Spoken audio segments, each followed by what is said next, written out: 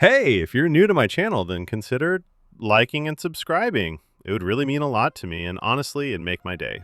If you already did, thank you so much. Oh, and by the way, if you like listening to fan fiction, check out my other channel. The link's in the description. Marine? Never, by Samrit. Luffy was kidnapped by Garp just after Ace and Sabo left to be pirates.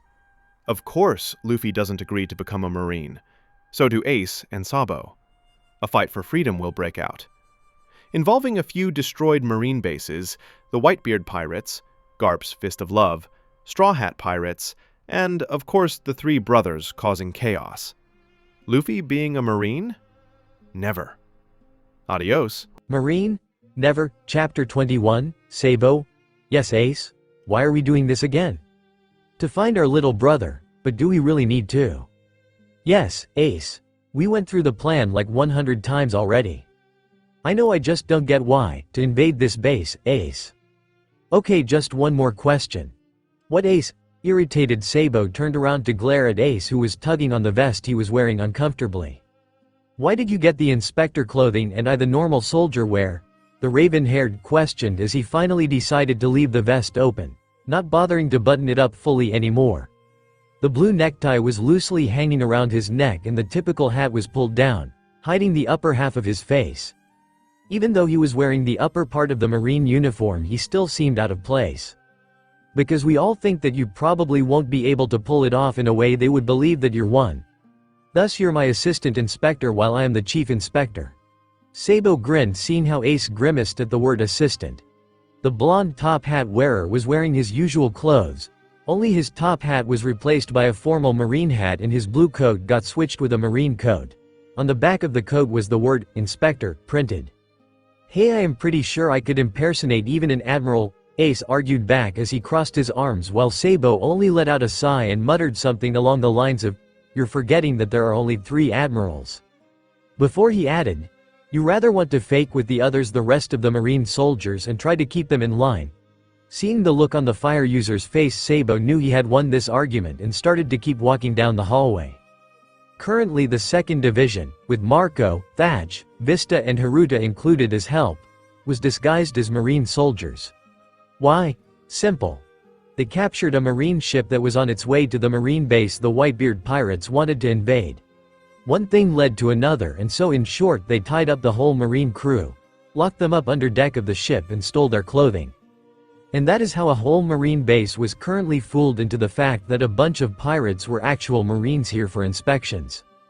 The only problem was that it needed 5 commanders and a vice commander to at least get the division to act properly. Well, not everyone. Pirates were pirates after all. And if the 2nd Division commander couldn't even stand wearing part of the uniform properly, you can only imagine how the rest of the division would act if it weren't for Marco and the other commanders. On second thought, the job as an assistant sounds good. Ace answered, a little pale. Sure, he was the 2nd Division commander, but that didn't mean he would like to watch them and make sure they act like Marines for the time being. Thought so, Sabo said smugly, getting a scowl from Ace as answer when they continued their way through the Marine base. Ah, Inspector, Sabo and Ace turned both slightly surprised around before Sabo smiled, covering up his surprise, at the Marine base captain that had walked up to them. Masudo. Inspector Masudo, and this is my assistant Wally. I assume you are base captain Soru? Sabo greeted, offering his hand to the Marine. Ace glanced over to his blonde-haired brother, raising an eyebrow. Really, Sabo? Masudo and Wally? Of all the names you could have come up with, it had to be such lame ones? Sabo only gave him a pointed look that could mean something along the lines of, shut up or else, to which Ace only shrugged. The Marine captain on the other side looked at the two a little confused, wondering what had transmitted between these two, but decided to not question it. I hope everything looks well so far? Soru asked as he shook Sabo's hand, smiling friendly at him. Oh, I haven't seen much yet. I was on my way to your office, and after that I will take a walk around and look at everything. Sabo answered, smiling friendly back at the Marine, but couldn't help to tighten his grip on the other man's hand a little, causing the Marine to nervously look at his hand and then back up at Sabo, sweating bullets as he was still confronted with that friendly smile. Oh, of course. Please follow me, the captain answered, stuttering lightly as he led the way with Sabo and Ace following behind him.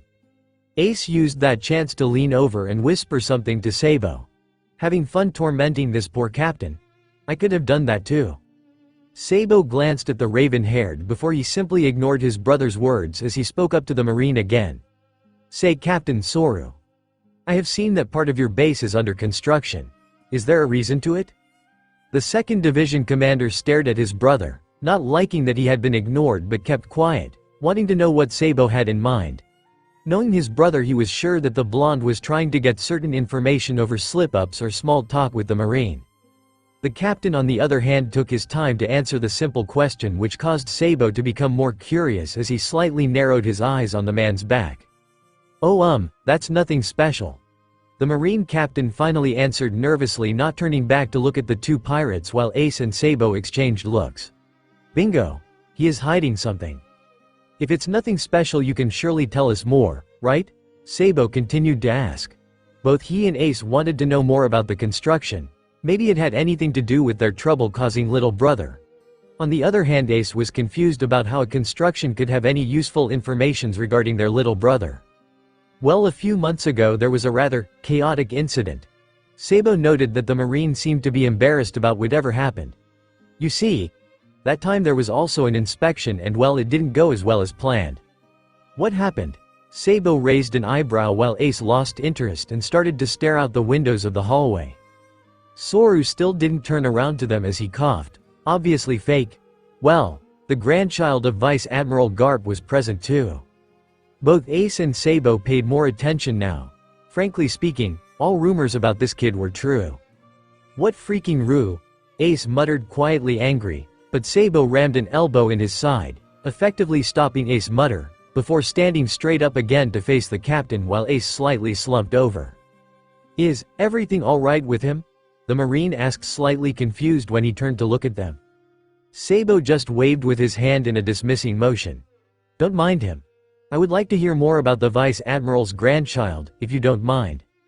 Leading the Marine captain away from Ace, Sabo glanced over his shoulder wordlessly, telling his brother to look around for more information and to let the others know it too while he kept this man busy. Didn't need to elbow me for that, Ace muttered as he looked around and scratched the back of his head. Which way were the docks again? Zaru. Luffy whined loudly as he hung halfway over the railing. I am hungry. Zoro's right eye twitched as he leaned against the railing, trying to sleep and to ignore his whiny captain at the same time. You shouldn't have eaten everything for breakfast then. But Zoro, what about that big fish? Luffy continued. We could have eaten it, but you guys left it behind. We are in the middle of nowhere. How the hell are we supposed to make a sea king eatable without fire on a small boat? Zoro countered, irritated. Kobe was by now nervously staring back and forth between the ex-pirate hunter and straw hat wearer. WWE Sea Kid, Kobe started but was overtuned by Luffy's loud whining. But we could have made a fire on the boat to grill the fish. Zoro suppressed the need to face palm and wondered if Luffy knew that by doing that they would pretty much burn down their little ship. You realize ships are made of wood? Zoro muttered out loud his thoughts as he opened Captain, making sure he won't suddenly fall overboard. We could, their pink-haired friend started again. That's what we could have used for the fire. Luffy declared, happily grinning as he looked up while Zoro threw away his will not to face palm and face palmed. And this is my captain. We could find some food on that island there, Kobe suddenly busted out before he clapped his hands over his mouth and muttered a small, "SS sorry."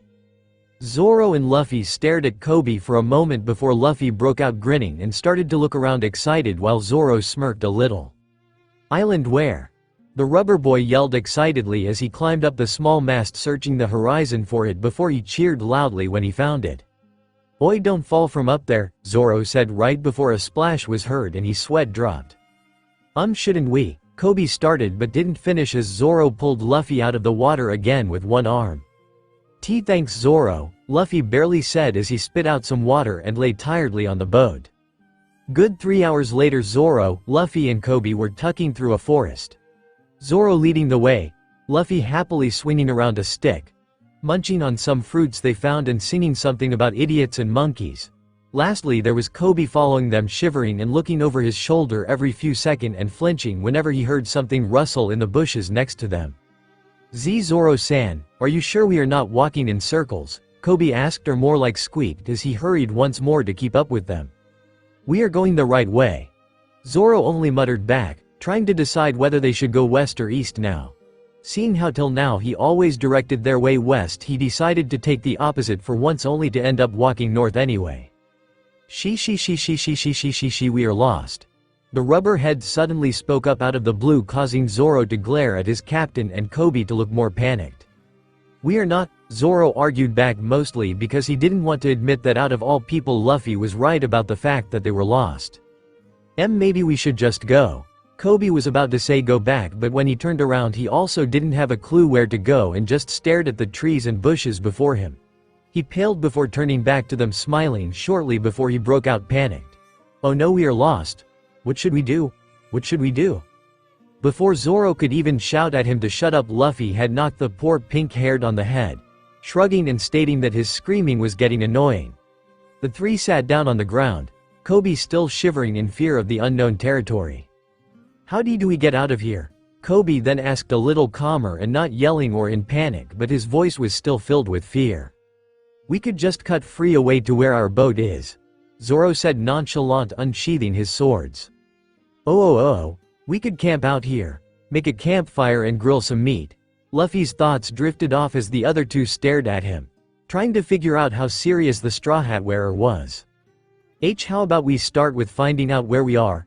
Kobe asked, still a little nervous, though Zoro was nodding in agreement before he looked around. How will we do that with all these trees around? Luffy was still off in his own thoughts as Kobe and Zoro looked around to find a way to figure out where they were, but suddenly the rubber boy snapped out of his thoughts as he looked up a tree. I know, the Straw Hat Wearer declared loudly and grinning, while Zoro and Kobe were more hesitant about whatever the raven-haired had thought of. I'm gonna climb up there and take a look around. Luffy stretched his arms upwards and grabbed one of the tree's branches to pull himself up on it right before Zoro and Kobe could utter any form of protest. For a moment the two on the ground thought that Luffy's plan might work, only till they watched him shot up higher into the sky as he let go of the branch. Luffy! They both yelled, only to hear his laughter in the distance. Zoro face palmed. He was pretty sure that if he kept sailing with only his captain they would probably be lost forever without a navigator. Mind you, he didn't count on Kobe even if he was traveling with them right now. The pink-haired on the other side stared up at the sky with wide eyes, stammering something about how they needed to help Luffy or if they should catch him, but never once finished even one sentence as he started to look up the sky, back at Zoro and up at the sky again in rapid speed while he kept pointing at the rubber head with one hand. Zoro, help. Luffy's sudden yell made the green-haired look up at the sky only to stare at a large bird. A large bird that carried something in his pecker, something that was wearing a familiar red vest and blue trousers. Zoro paled and his eyes went wide when he registered that the large bird was holding Luffy in his pecker by his head, ignoring that Luffy trashed around in midair with his legs and tried to wiggle his way out. The bird had a death hold on him. What the hell? Zoro finally yelled as the first shock finally passed him. He began to run after them on the ground, never once leaving them out of his sight, only to end up on the beach and to watch the bird fly away into the distance over the ocean. Luckily their boat was on that beach, so Zoro pushed it into the ocean and started to row while keeping an eye on the bird. Only as he finally did lose sight of it, another thought registered in his head as he looked around the boat. Shit, I forgot about Kobe. Die pirate! One of the Marines yelled as he tried to attack Marco from behind, only to meet said pirate's foot that knocked him out. How are we going to explain that to Oyaji? Thatch asked innocently as he slashed two Marines with his swords while somewhere in the background they heard an explosion and something crumbling down, probably another building of this base. Isn't it more like who is going to explain? Haruta asked as she flipped over Vista's shoulder and planted her feet in the face of another Marine soldier.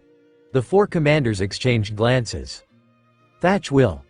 Vista, Haruta and Marco said simultaneously before Thatch opened his mouth to say something. Why me? The cook then cried out, overly dramatic as he stared at them in shock. The three commanders exchanged looks once more before they stared back at Thatch with the duh face. Well, except for Marco, who kept a neutral one. You let one hostage escape, who in turn alarmed the whole Marine base, blowing our cover. 1. That's not my fault. 2. Some of Ace's division were in charge of watching them, not me. 3. It's not my fault. Thatch argued back, not wanting to take the blame for it. He would like to avoid every unnecessary paperwork, though he never really did that anyway. The three commanders before Thatch crossed their arms and stared at him until Thatch grumbled something about how they always group up against him. Marco was about to comment on that until an explosion was heard not all too far from them, making them turn to look at a huge hole in the wall, and everything turned quiet. Leftover Marines started to retreat, shouting something that the base is lost and their captain was defeated.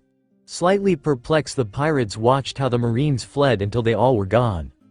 Well, that was anticlimactic.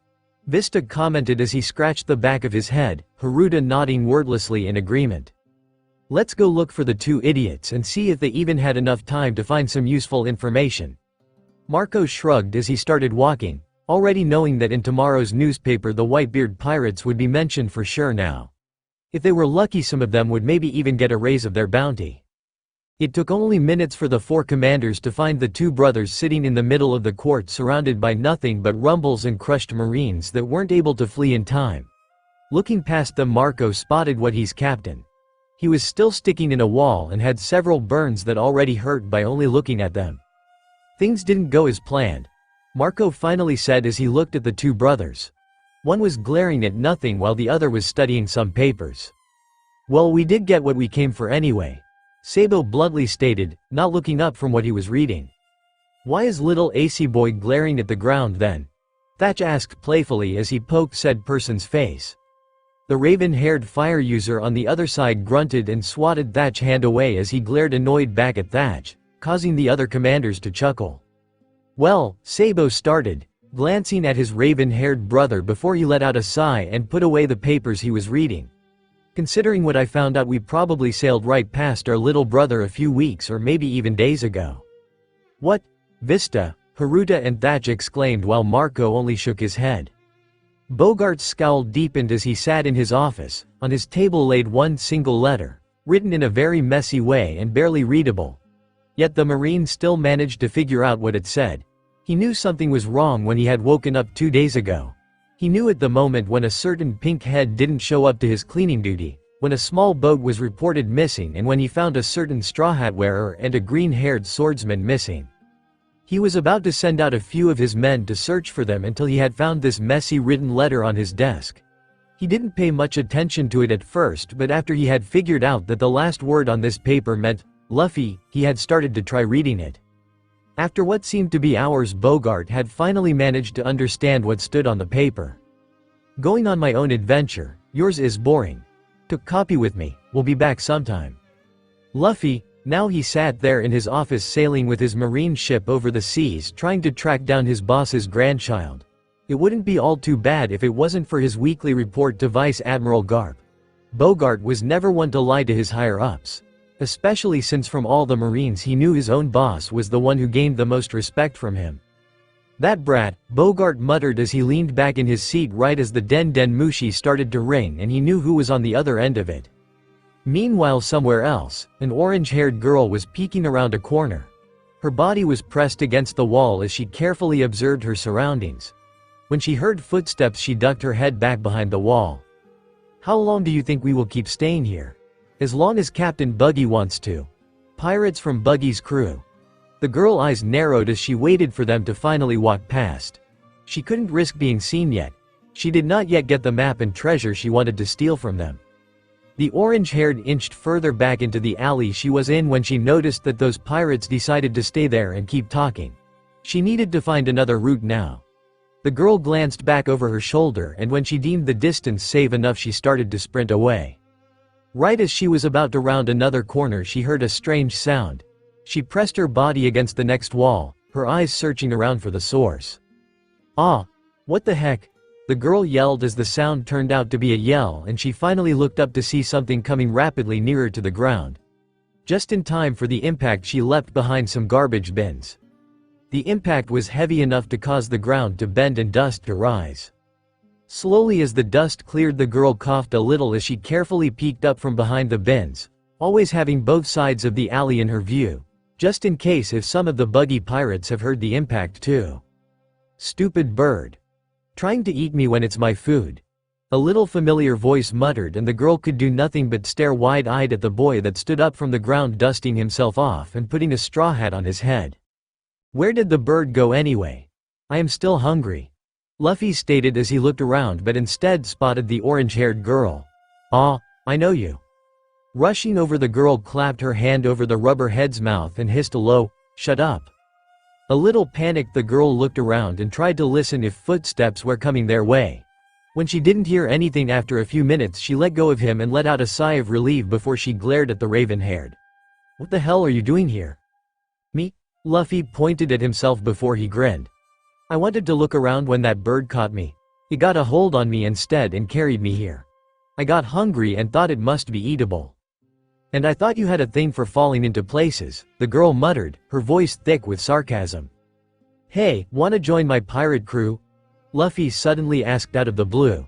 Still grinning as the girl only stared blankly at him before she looked at the ground, her eyes shadowed by her bangs.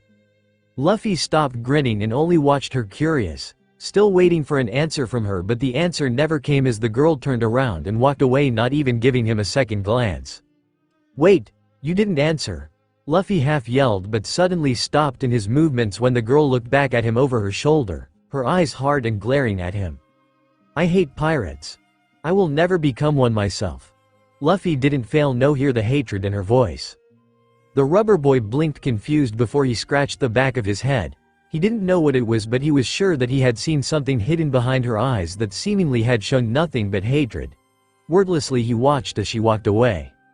Suddenly, after a while, Luffy grinned again from ear to ear, determination written in his eyes. "I will just ask her again next time, Marine? Never?" Chapter 22. Somewhere in the middle of the East Blue. Where the hell is everyone? Zoro glared at the blue horizon. He turned around and was now glaring once again at the horizon. Nothing but ocean was around him, and the swordsman swore that a few minutes ago he was closing into an island. "Since when do islands move?" Zoro muttered, annoyed. This was the third time the island had decided to vanish on him.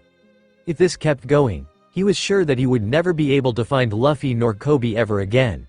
It wouldn't be all too bad if the greenhead wasn't someone who lived up to what he said and he had agreed to become a crewmate of Luffy's after all. A shadow on the sky caught Zoro's attention and a smirk crossed his face as he recognized the bird that fly by. A small light of metal glinted in the sun as he unsheathed one of his swords. The bird never knew what came its way. Meanwhile, on an island not all too far away, Luffy walked aimlessly through the streets, his stomach grumbled loudly, demanding from him to be fed. The rubberhead placed his hands on his stomach, stuck his tongue out and looked around where he was. "I am hungry." Walking around more, Luffy finally found a building that seemed to be the biggest in town. The rubberhead found it a little weird that he didn't meet anyone yet. His eyes went to the sky. It wasn't nighttime. So why was no one around? Why wasn't there a market? Faintly the rubberhead heard something like music and yelling. A grin found its way on Luffy's face as he stared up at the building, recognizing what kind of sounds that were. People were partying. His mind kept on working. There were people partying. And, where a party is, there is food too. Without giving it any more thoughts, Luffy ran through the door and up the stairs of the building. Once he arrived at the party, it didn't seem like they were paying much attention to him, so once he spotted the food, the raven started to eat as much as he could. All the while his eyes traveled over the people. He noted that they were dressed weirdly in all kind of colors. Some wore even colors in their faces with symbols he knew from cards. Shrugging it off, Luffy continued to stuff food in his mouth. Bawahahahahahahaha. We have complete control over this flashy place. Luffy turned to see who the voice belonged to, only to find someone that resembled the clown Sabo and once shown him from a picture book.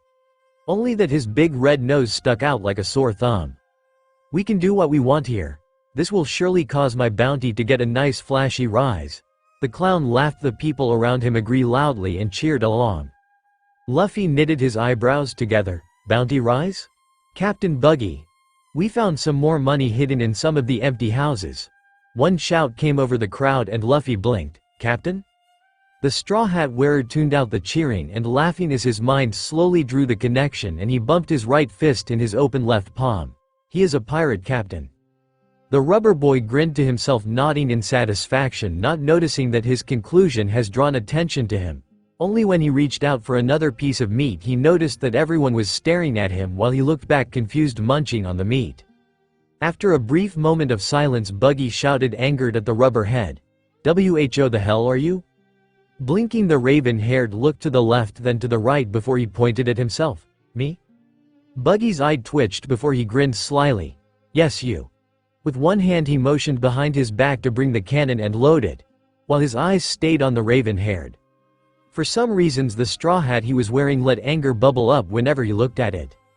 "I am Monkey D. Luffy, and who are you, big red nose?" The rubber boy scratched the back of his head before he grinned, ignoring the shocked gasps and faces around him. Buggy's eye twitched, annoyed, as a vine popped out on his forehead. The clown glared at the rubber boy. Suddenly he reached for matches and lighted one on fire.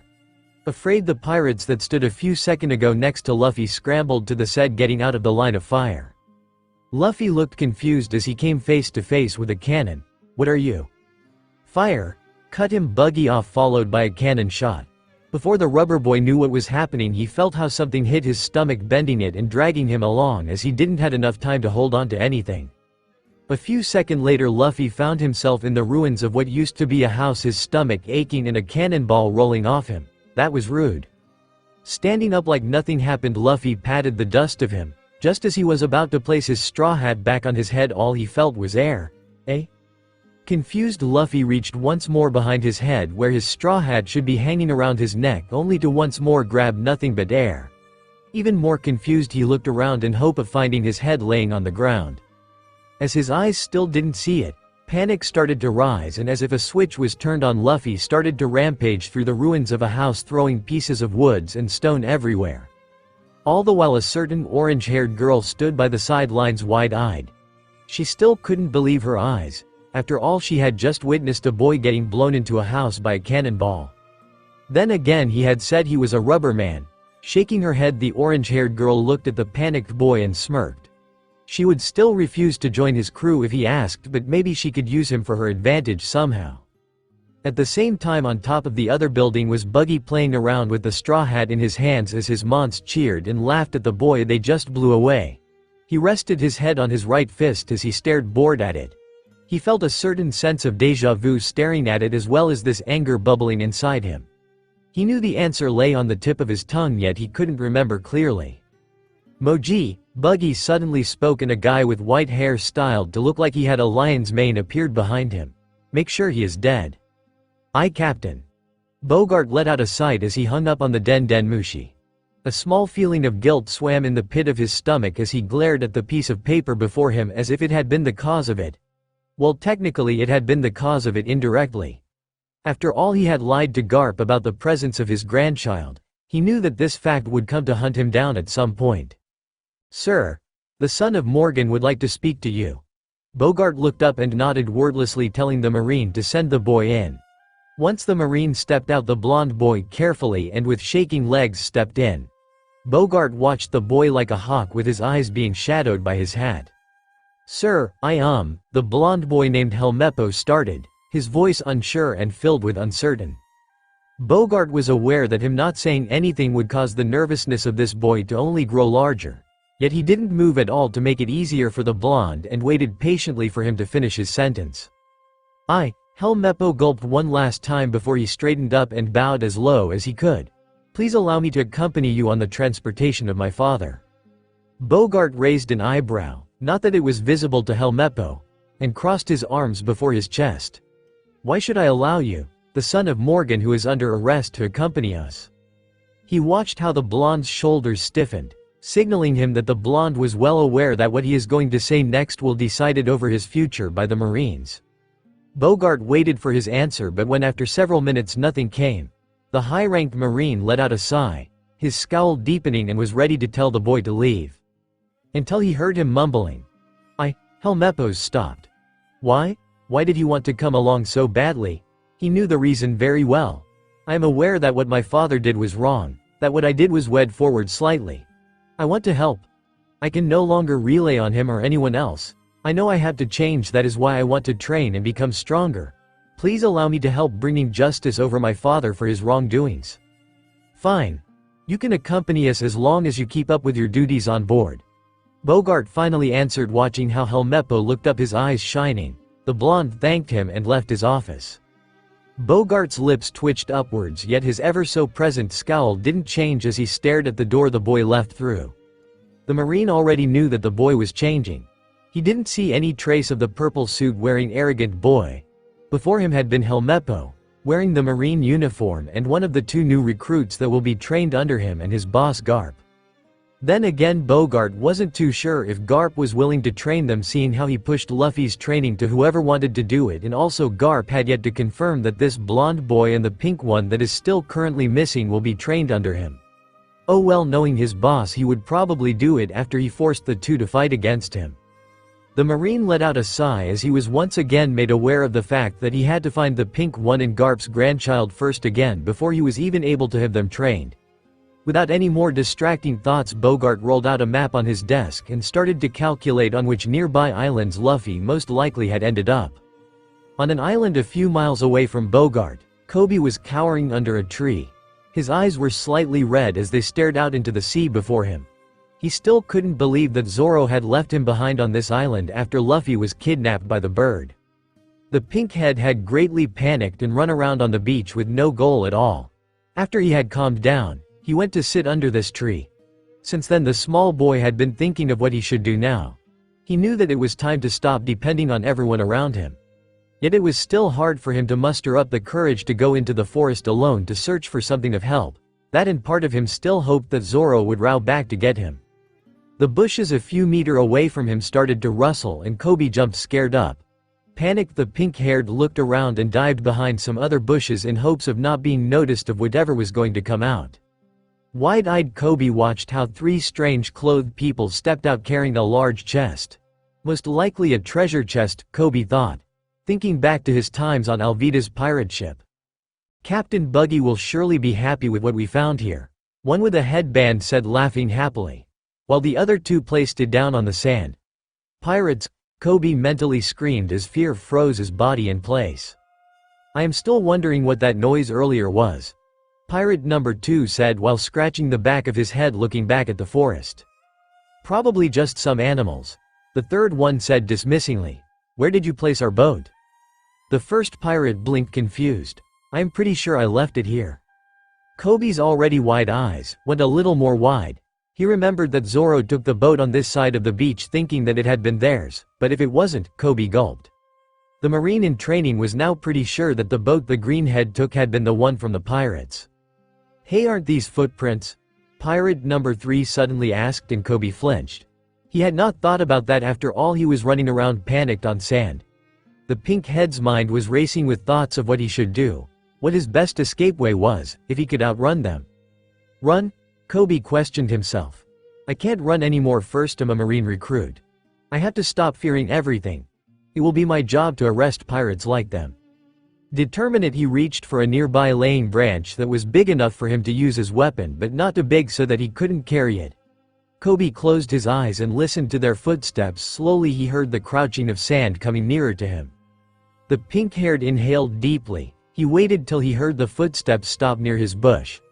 Kobe let out a scream that in his hopes came close to a war cry and swung his branch at the pirate before him. I could help you finding your hat, someone said, and Luffy's head shot up, turning to look at a familiar face. You again? Luffy yelled, pointing at the orange-haired girl that leaned against a wall, smiling and waving at the rubber head. Blinking, Luffy stared at her confused. Wait, what? I am Nami, a thief that steals from pirates. If you help me get the sea charts and the treasure, I will help you getting your straw hat back, she explained, more pushing herself at the wall and slowly walking over to Luffy. It looks like the hat is really important to you, so how about we help each other out? Let's be partners, Nami added as she smirked and held out her hand to Luffy, who tilted his head confused. I will get back my hat? The rubber boy asked, and the girl's eye twitched in irritation before she smiled. Yes, you will, she said a little forcefully, still holding out her hand. Luffy stared at it a while longer before he grinned from ear to ear. Okay, and after I helped you, will you join my crew? He cheerfully said as he shook her hand. His answer was her tearing her hand away from his and glaring at him fiercely. I told you already, I am not going to become something as low as a pirate. Luffy frowned but didn't comment on it as he sensed once more that there was more to it than she let on. The look in her eyes was everything he needed to see to know that. "What are you kids doing here?" The two turned to see an older man wearing something that looked like wooden armor holding a spear accusingly in their direction. "Shouldn't you kids be with the rest of the village hiding outside of the town?" The man yelled once more. "It's not safe here for kids like you." Not giving them any time to respond, the old man marched up to them and grabbed them both by their arms, dragging them away, ignoring their protest. Well, mainly Nami's, while Luffy's attention was on something else. The rubberhead's eyes were focused on something on the other end of the street, and when he finally made out what it was, he grinned. "Doggy!" The rubberhead suddenly yelled as easily freed his arm from the old man's grip and run to the dog he saw, crouching in front of it. Luffy held a short staring contest with the dog before he started poking it until the dog decided to bite his hand. "Ah! Bad doggy!" Luffy yelled as he flung the dog away from his hand. The dog in return landed on his four paws and barked at Luffy, showing off his teeth. "Don't bully Chow Chow." The old man scowled as he whacked Luffy over the head, not knowing that it didn't hurt the rubberhead at all. Luffy on the other hand pointed at the dog and pouted at the other two. "He bit me first." Nami sighed and turned to the old man, using this chance to explain to him that they are not from this town. "We are not from here, that is why we are not hiding with the other villagers." "I see. I am the mayor of this town," the old man answered, "but it is still too dangerous for kids like you here. These buggy pirates are dangerous and we never know what they will do." Luffy tilted his head confused before he pointed down at the dog. "If it's so dangerous, why is the doggy still here?" "Well, that's because," after minutes of talking, Nami stared at the motionless sitting dog with sad eyes, not knowing what to say. Luffy on the other hand saw Chow Chow in new lights. He could perfectly image how much his past owner's shop meant to him. Suddenly a shadow loomed over Luffy from behind the mayor, and Nami looked at something behind him with fearful eyes. Before Luffy could even turn, he felt how a huge paw came down his way. The rubber boy disappeared momentarily from their sight, causing Nami to let out a little scream, thinking that he was once again sent flying. Only to see the raven-haired reappear. Grithat sat on top of a huge lion, pressing a finger on his lips so that Nami and the mayor won't tell his position. "Good work, Richie," Moji said as he patted his lion. "This time he must be dead for sure." "Who must be dead?" Luffy asked innocently. "The boy that called the captain." Moji's voice faded out as he slowly turned to look at who was sitting behind him. "How are you still alive?" Luffy only grinned as he leapt down to stand with the others again and pulled on his cheek. "I am made of rubber." The mayor fell on his behind as he watched the raven-haired, shocked, his eyes glancing over to the girl. "Do you have also such strange powers?" Nami only sweat dropped and shook her head. Moji nervously chuckled before an idea formed in his head. "A rubberman, huh? Hey, what's that?" He yelled, the last to point at something behind Luffy. The rubberhead's grin fell and he turned to see what he pointed at as curiosity got the better of him, missing how Moji whispered to his lion, "Now Richie." The next second Nami's yell of, "Watch out," was heard again, but it was too late as a paw slammed into Luffy's side, sending him flying through several houses. Moji laughed at how stupid his opponents seemed to be while Nami was dragging a loud protesting mayor away, knowing that the old man wouldn't stand a chance against this pirate and his lion. Moji's laugh quieted down as he saw a dog sitting still before a pet shop and his smile widened. "Look what we have there, Richie." Wait, this is only a commander, we hiken. Several members of the 2nd Division leapt into hiding as a massive amount of fire passed them, burning nearly everything in its way till it finally burned out after several meters. The pirates stared at the destruction and then back at their commander, torn between taking on the challenge of their commander and running for their lives. Marco, who stood crossed arms on the sidelines, let out a sigh. They had stopped by a small island to plan their next steps. As soon as Ace set foot, he grabbed the nearest members of their crew that happened to be from his division and started training. The Phoenix knew perfectly that the fire user most likely was venting out his annoyance, but if he continued this way, the whole island would be ashes by tomorrow.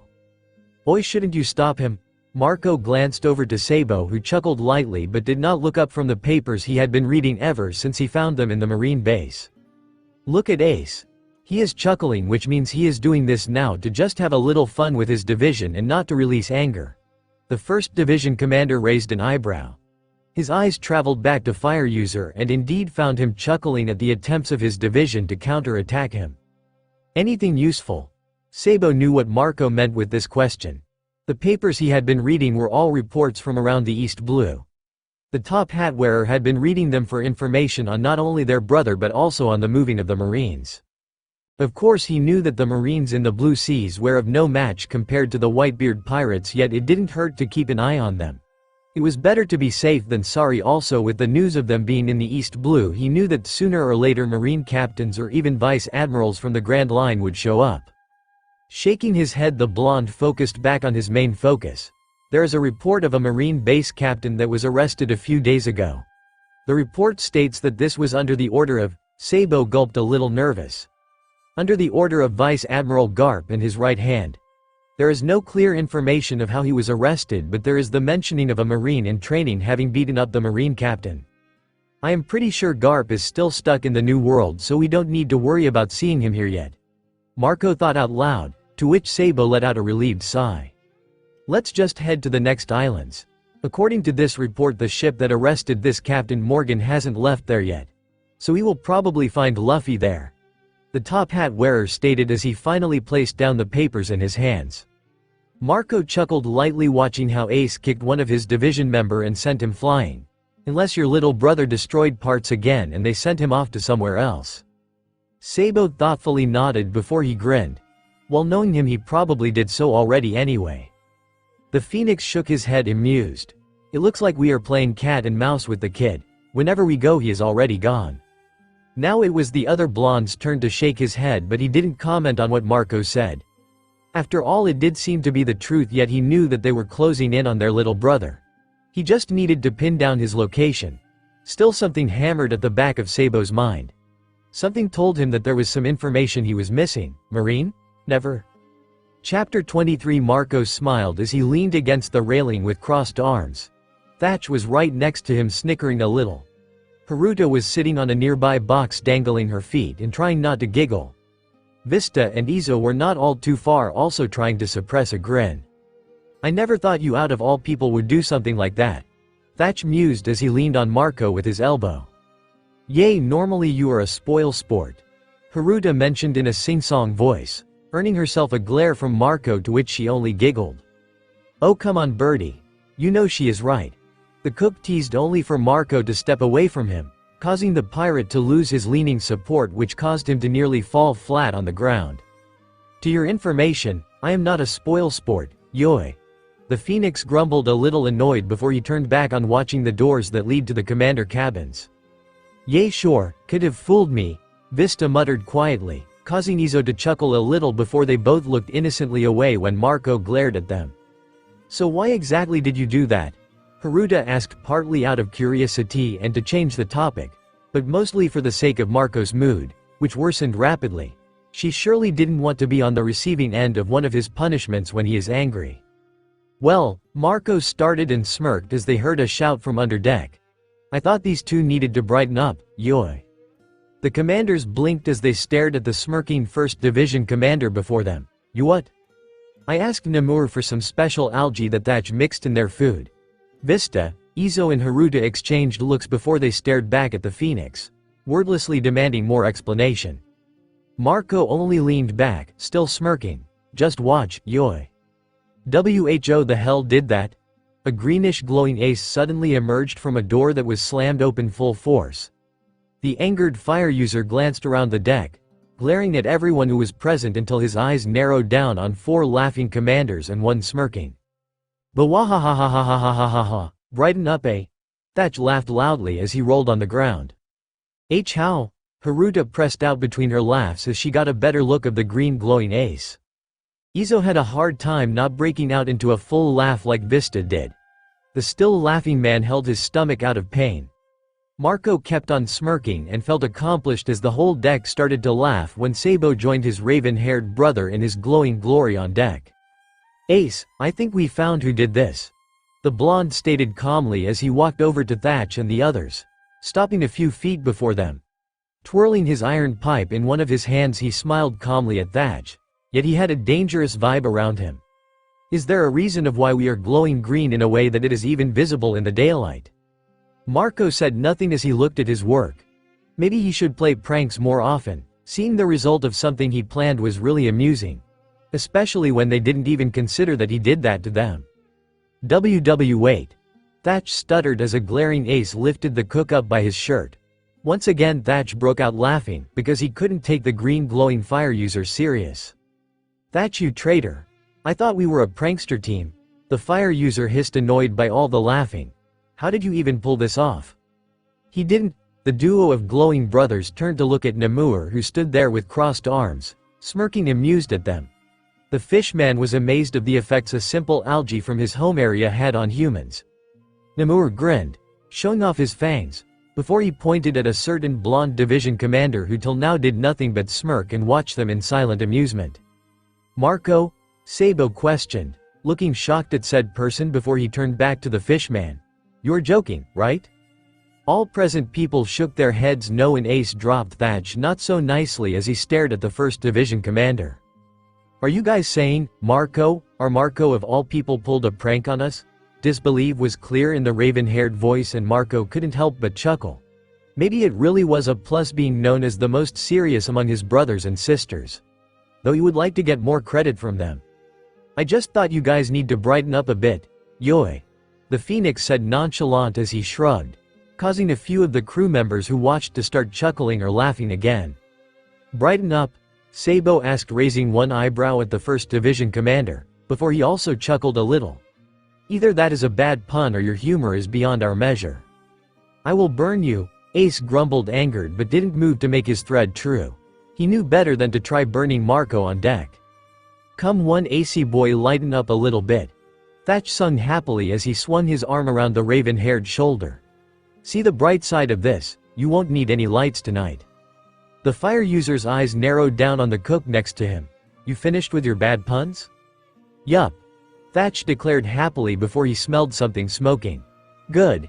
Ace grinned as Thatch suddenly sprung away from him, hectically waving his arm around that was looking slightly burned. The cook shouted about Ace setting him on fire before suddenly some water was splashed over him and he blinked at Namur. I think you need to cool down a little, Thatch, the fishman said in good humor. Oh ha ha, very funny. The cook said sarcastically as he pushed strands of his now ruined hairstyle out of his face. Do you guys even know how long it takes to style my hair? We don't want to know. All present crew members answered at the same time, causing Thatch to pout and them to laugh.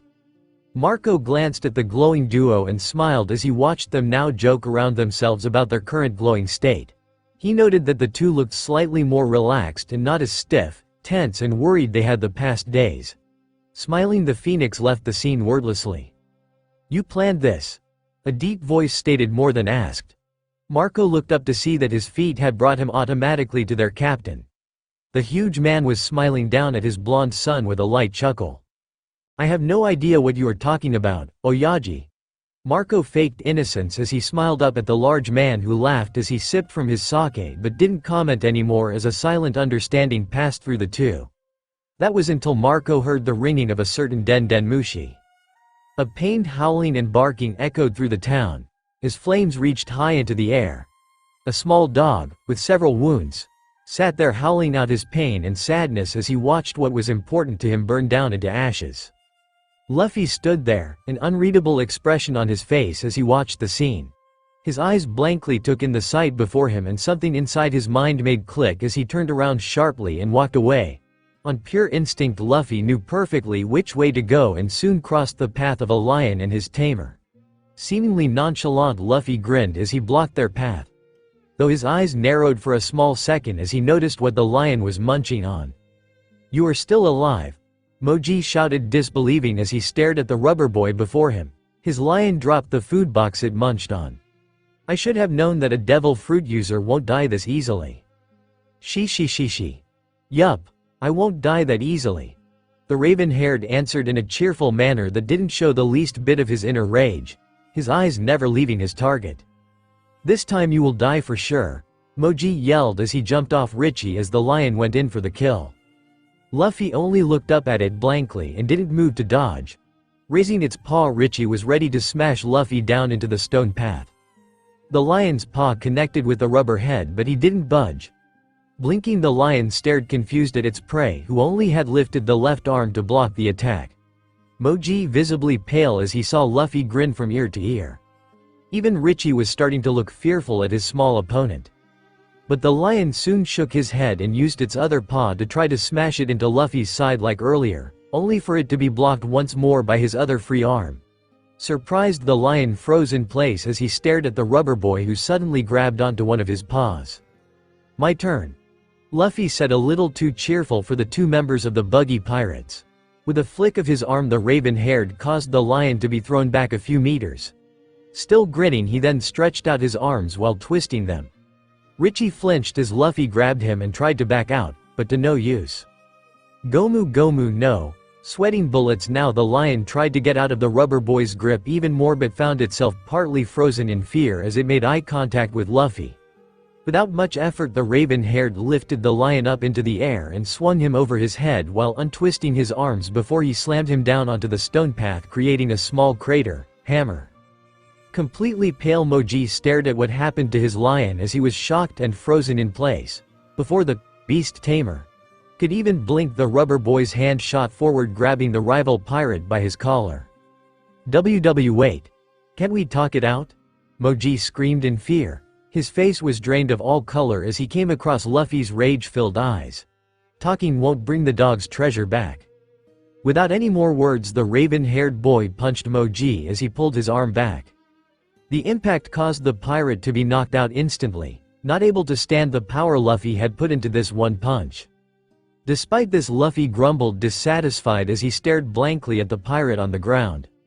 He would have loved to punch him a few more times, but he didn't see the point of it if Moji couldn't feel it. Also, he wasn't one to attack a defenseless man on the ground, even if he deserved it. Plus, the bloody nose was evidence enough that he must have dealt a good amount of damage to the poor soul. Without any more thoughts, he reached for the box of dog food and started to walk back, not sparing the lion or Moji a second glance. As he reached the pet store, he was saddened to see that the fire had died out and left nothing but the burned-down ruins of what it used to be. Chow Chow was still sitting before the store but had stopped barking and howling. Everything around the dog emitted a sad aura. Nami, who was near crying, noticed him and watched the rubber boy walking nearer, her eyes displaying hate. This was what pirates were, heartless bastards that plunder and slaughter without a second thought. Yet something inside her had hoped that this boy was different. He didn't look the least bit evil. He was nothing compared to all the pirates she had encountered, but here she was proven different once more. Pirates were all the same after all. She should have known that. Without much thought, she blocked his way by stepping in his path. "You survived," she spat, more or less with a hate-filled voice. "I hope that lion had killed you. That would have meant one less pirate in this world." Luffy said nothing as he quietly listened to her. "Isn't this what you want to become? A filthy pirate who does nothing but plunder, slaughter and destroy the lives of others for fun?" The rubber boy's eye twitched, but he still said nothing. He knew now that there was more to it. Something must have hurt her on a personal level. Luffy could see it in her eyes. As he moved to walk past Nami, the girl wasn't willing to let him go past her so easily. In the blink of an eye, she pulled out the 3 parts of her staff, put them together and smashed them over Luffy's head. Unknown to her, Luffy did see the attack coming thanks to his training with Zephyr, but did nothing to dodge it. He knew that with her current strength, Nami wouldn't be able to hurt him. Heck, the hit felt mostly likely like a tap thanks to his rubber body, yet he played along and let himself fall onto the ground. "I will kill you right here and now," Nami yelled, enraged. But suddenly the mayor grabbed her arms and held her back, giving Luffy the time to stand up and dust himself off a little before he resumed his walk to the dog. "Look," the mayor yelled, having noticed the box Luffy held in one of his hands. A little shocked and confused, Nami blinked at what he said. She still struggled against his hold but watched how Luffy sat the box down in front of the dog and sat next to him. "Sorry, that's all I could save," the rubber boy said as he stared at nothing in particular. "I know you fought with all you had. You did great. I wasn't there to see it, but I know it's true." Chow Chow did nothing for a few moments before he picked up the box with this mouth and walked away. After 4 meters, he stopped and turned back to Luffy. Chow Chow dropped the box and barked a few times, looking like he was smiling. The rubber boy in response grinned from ear to ear. "You keep doing your best too." Nami, now calmer, walked over to Luffy and held out her hand to help him up. She smiled, apologizing at him. "I am sorry for everything I said, and did." The raven-haired only smiled. "Nah, don't worry about that. You had your reasons." The mayor smiled at their exchange before he frowned. He was about to say something, but Luffy suddenly pushed Nami out of the way and also jumped away from the spot they both had been seconds ago. Only for a man on a unicycle to land there, his sword sticking with its tip in the ground where Luffy had been seconds ago. "Look who is still alive here," he said a little mockingly. "Looks like that beast brain can't do anything right." Ace stared at the blue sky above him. He could still hear the laughter in the distance, yet he didn't really care as he smiled a little. Even in his still glowing state, he had figured out why Marco of all people had pulled a prank on them. It wasn't just revenge like he had first thought, but to help them ease up a little. Though he was still a little grumpy and sore about the fact that Marco managed to prank the self-proclaimed pranksters of their crew. Slowly he watched how the white clouds drifted by and the smell of the ocean came with a fresh breeze. Ace couldn't help but relax a little more as he lay back on a patch of soft green grass, which did not get burned earlier that day, with his arms behind his head. His thoughts traveled to the days he did something like this with Sabo and Luffy on that little cliff of their home island. The raven-haired let out an uncharacteristic sigh as he closed his eyes. Their little brother seemed so close by, yet he was far away. He had never thought that it would be so hard to find the troublemaker. But what bothered Ace the most was that they had been wrong. If they had turned around and taken the small boy along with them, then Garp wouldn't have taken him. The fire user grimaced at the thought of the old geezer. If they run into him during their quest to save Luffy from his gasp, he could practically already feel the old man's fist ramming into his skull. Even with his devil fruit powers, Ace knew there was no escape from the famous fist of love. Though, the raven-haired was pretty confident that he could match the crazy old man by now. It's rare to find you in deep thoughts like that. Ace glanced sideways to see Thatch sitting down next to him. The cook grinned before he looked up at the sky, much like the raven-haired did before. "Not as rare as seeing you without your hair styled," Ace joked and earned a chuckle from the cook. "For that I blame Namur, glowworm." Thatch smiled before the mood turned sober again. "You're thinking about that kid, right?" Ace didn't bother to answer. He knew that it was pretty obvious to their family that he and Sabo were worried about their little brother. That was after all more or less the reason Marco made them living human glowworms. Also, who wouldn't be worried? Heck, he was in the hands of the Marines when he was supposed to set sail as a pirate in a few months. "We said that's anything like you guys said. I am pretty sure he is giving the Marines more hell than they expect." Thatch ginned. "If I were them I wouldn't hire a kid like him." Ace chuckled. "Me neither. He is a clumsy, reckless, naive, hopeless and an idiot." "Lovely." Thatch mused before he turned a little more serious. "I got news from Atmos about an hour ago." In an instant the fire user turned grim and narrowed his eyes on a cloud. "He is still on his tracks, right?" Thatch nodded even though Ace didn't see it. He followed him and hunted him from island to island. Cornered him a few times and didn't give him more than a day rest. But the fire user didn't like the sound of that, but yet he kept quiet. On the last island they were, he disappeared without any tracks. None of the people living there seemed to have seen him. Sitting up, Ace glanced at Thatch before he formed a small fire in his hands. "How?" "We don't know. Atmos suspected that he fled with the help of someone, but we don't know who yet. Speed Jiro and Fosa are going to join the search, though some of the others are still arguing with Marco that they want to go too." "Like?" Ace asked, mildly interested. "Kindu, Rikuyo, Curiel, Haruta, Vista, Namur and pretty much everyone else, including you soon too." Thatch chuckled. "It looks like I am the only one not wanting to rush out for a wild goose chase." Ace raised an eyebrow as the fire in his hand dies out.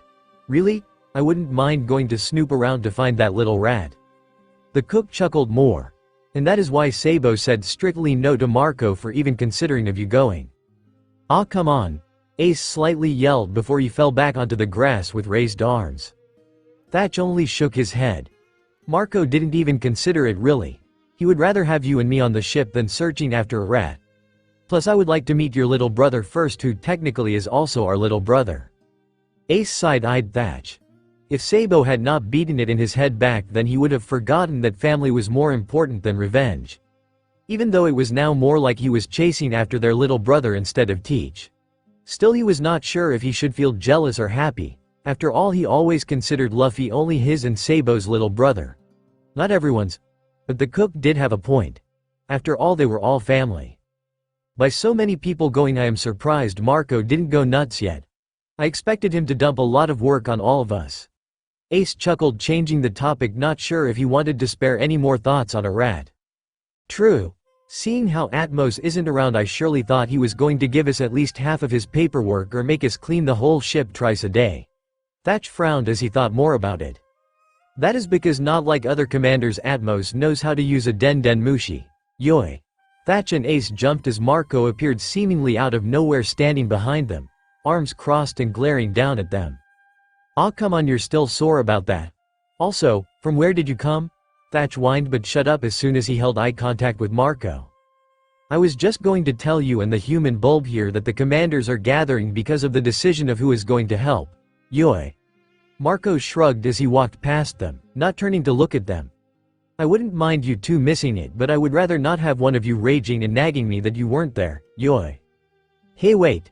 Ace sprung up from the ground, glaring at the 1st Division commander's back as he followed him.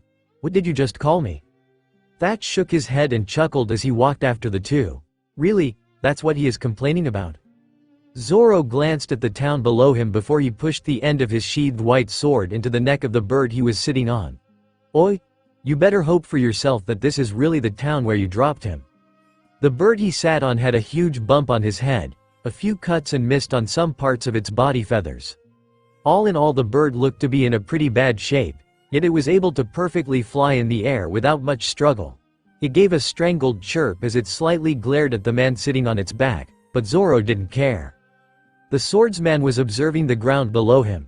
He noticed that some houses were destroyed in a straight line, all leading in different direction, yet they looked like there was a center from where the line of destruction started. Suddenly the bird under him jolted, and before the sword fighter could grab onto it, he was thrown off and landed uncomfortable on something that used to look like a circus tent. What the hell?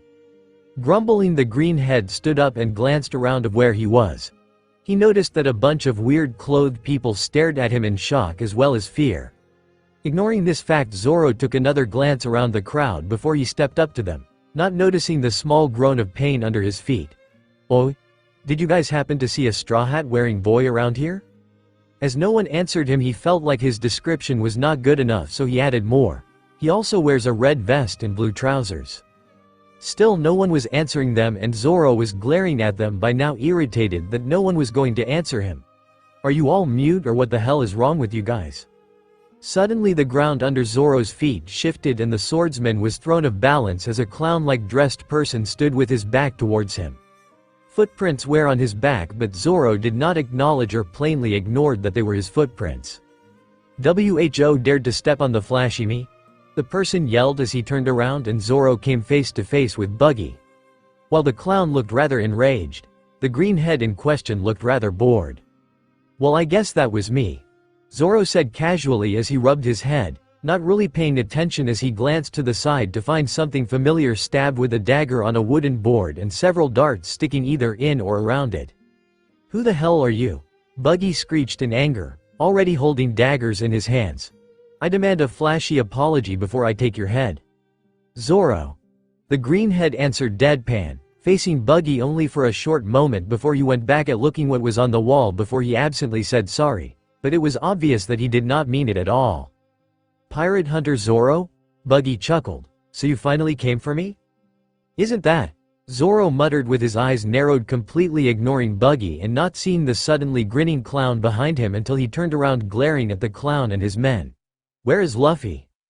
Buggy grinned evilly as he casually picked up a dart and threw it past Zoro's head, barely missing him, and hitting near the center of the straw hat. Dead. The swordsman's eyes glinted for a second before he slowly unsheathed his swords. A dark aura surrounded the green head, but the laughing pirates were not aware of it until a sword was held right under Buggy's big red nose.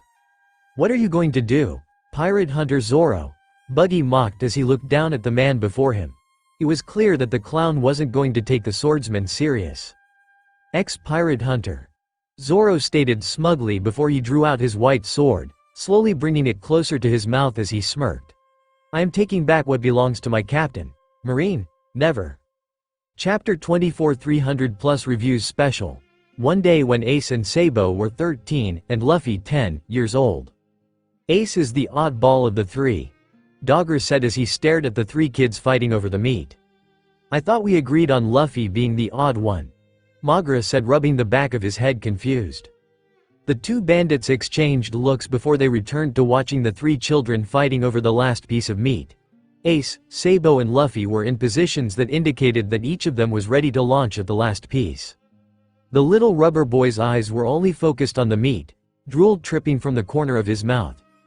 The older two on the other hand were having a glaring contest with each other, their eyes darting from time to time to the little brother. Ace and Sabo are relatively normal compared to Luffy. Another bandit chimed in, nursing a bump he earned from trying to get a meat piece earlier. No, Dogger shook his head. It is clearly Ace who is the oddball. All present bandits stared at the three kids, only to see that Ace and Sabo were now at each other's throats, only for Luffy to suddenly launch himself between them, biting into the last piece, causing the older two to go after him and to try to rip the last piece from his hands. That worked somehow fine until Luffy decided to stretch his arms up to one of the roof's pillars and pulled, bouncing up and down in the air, munching happily on the meat between his teeth. Ace growled while Sabo let out a defeated sigh, deciding their little brother had won the last piece fair and square, somehow. Luffy is definitely the oddball. Magra thought out loud again, with the other bandits agreeing. Only Dogger kept on staring at the kids, watching how Sabo righted his top hat, letting out another sigh as he turned to watch his brothers. Luffy hanging only with one arm from the ceiling, now placing his straw hat back on top of his head, and Ace. He was trying to use Luffy as piñata, now aiming hits with his pipe at the laughing kid. It's Ace. Dogger disagreed once more. Luffy has his straw hat, Sabo his top hat, but only Ace does not own a hat. The bandits exchanged looks, turned to the kids, exchanged looks again. Ace is the odd one. They all agreed loudly, only for the kids to hear them. Sabo watched them, slightly confused and curious of what they were talking about, while Ace growled in annoyance. Luffy on the other hand plopped down onto the ground, grinning up at the adults before he tilted his head to the side. Why is Ace odd? I am not odd. Ace bit out grumpily as he whacked his little brother with his pipe over the head. You're the odd one. Right. Luffy only grinned up at his brother, completely ignoring that it kind of was an insult. Turning back to Magra, the little rubber had kept one, grinning as he repeated his earlier question. So why is Ace odd? I am no. Ace started, ready to whack his brother over the head once more, only to be stopped by Sabo, who motioned that it was pointless. Glancing at Dogger, Magra nervously fiddled around with his hands, shooting glances at the freckled child. He knew that Ace had still a bad little temper that could be triggered by the oddest comments. Even if he had gotten better, it didn't mean that the kid wouldn't beat you up if you said anything wrong about him or one of his brothers. Well, the chicken-haired bandit started staring back at Luffy's curious eyes. He is the only one without a hat between you three. Dogger helped out his friend, pointing out the obvious factor of why Ace was the odd one. The kids in return blinked. Luffy tilted his head, confused, looking over his shoulder at his older brothers. Sabo also blinked before he glanced at the raven-haired next to him from the corner of his eyes. The blonde had to admit. Dogger had a point. Between the three, Ace was the only one who didn't own a trademark kind-of hat yet. Sabo has a top hat. Luffy said out loud, suddenly breaking the silence as he pointed at the blonde. I have Shanks' straw hat. He pointed at himself. At least he pointed at Ace, grinning from ear to ear, happy that he understood why Ace was the odd one here. But Ace has no hat. Ace stared at his younger brother blankly before whacking him over the head once more, annoyance clearly showing on his face. I don't need a stupid hat. I am perfectly fine without one. With these words, the raven-haired preteen stormed out of the house, grumbling about stupid hats and how he was not the odd one because of that. Sabo sniggered, amused, as he followed Ace out the door, knowing that their little brother would follow them soon too. Nay, why does Ace have no hat? Luffy asked as he walked up next to the blonde, pulling his straw hat down by the rim, grinning. I don't know, Lou. Sabo shrugged as they walked behind Ace. Maybe he hasn't found the right hat yet. The blonde smirked, knowing that they were in perfect earshot for Ace.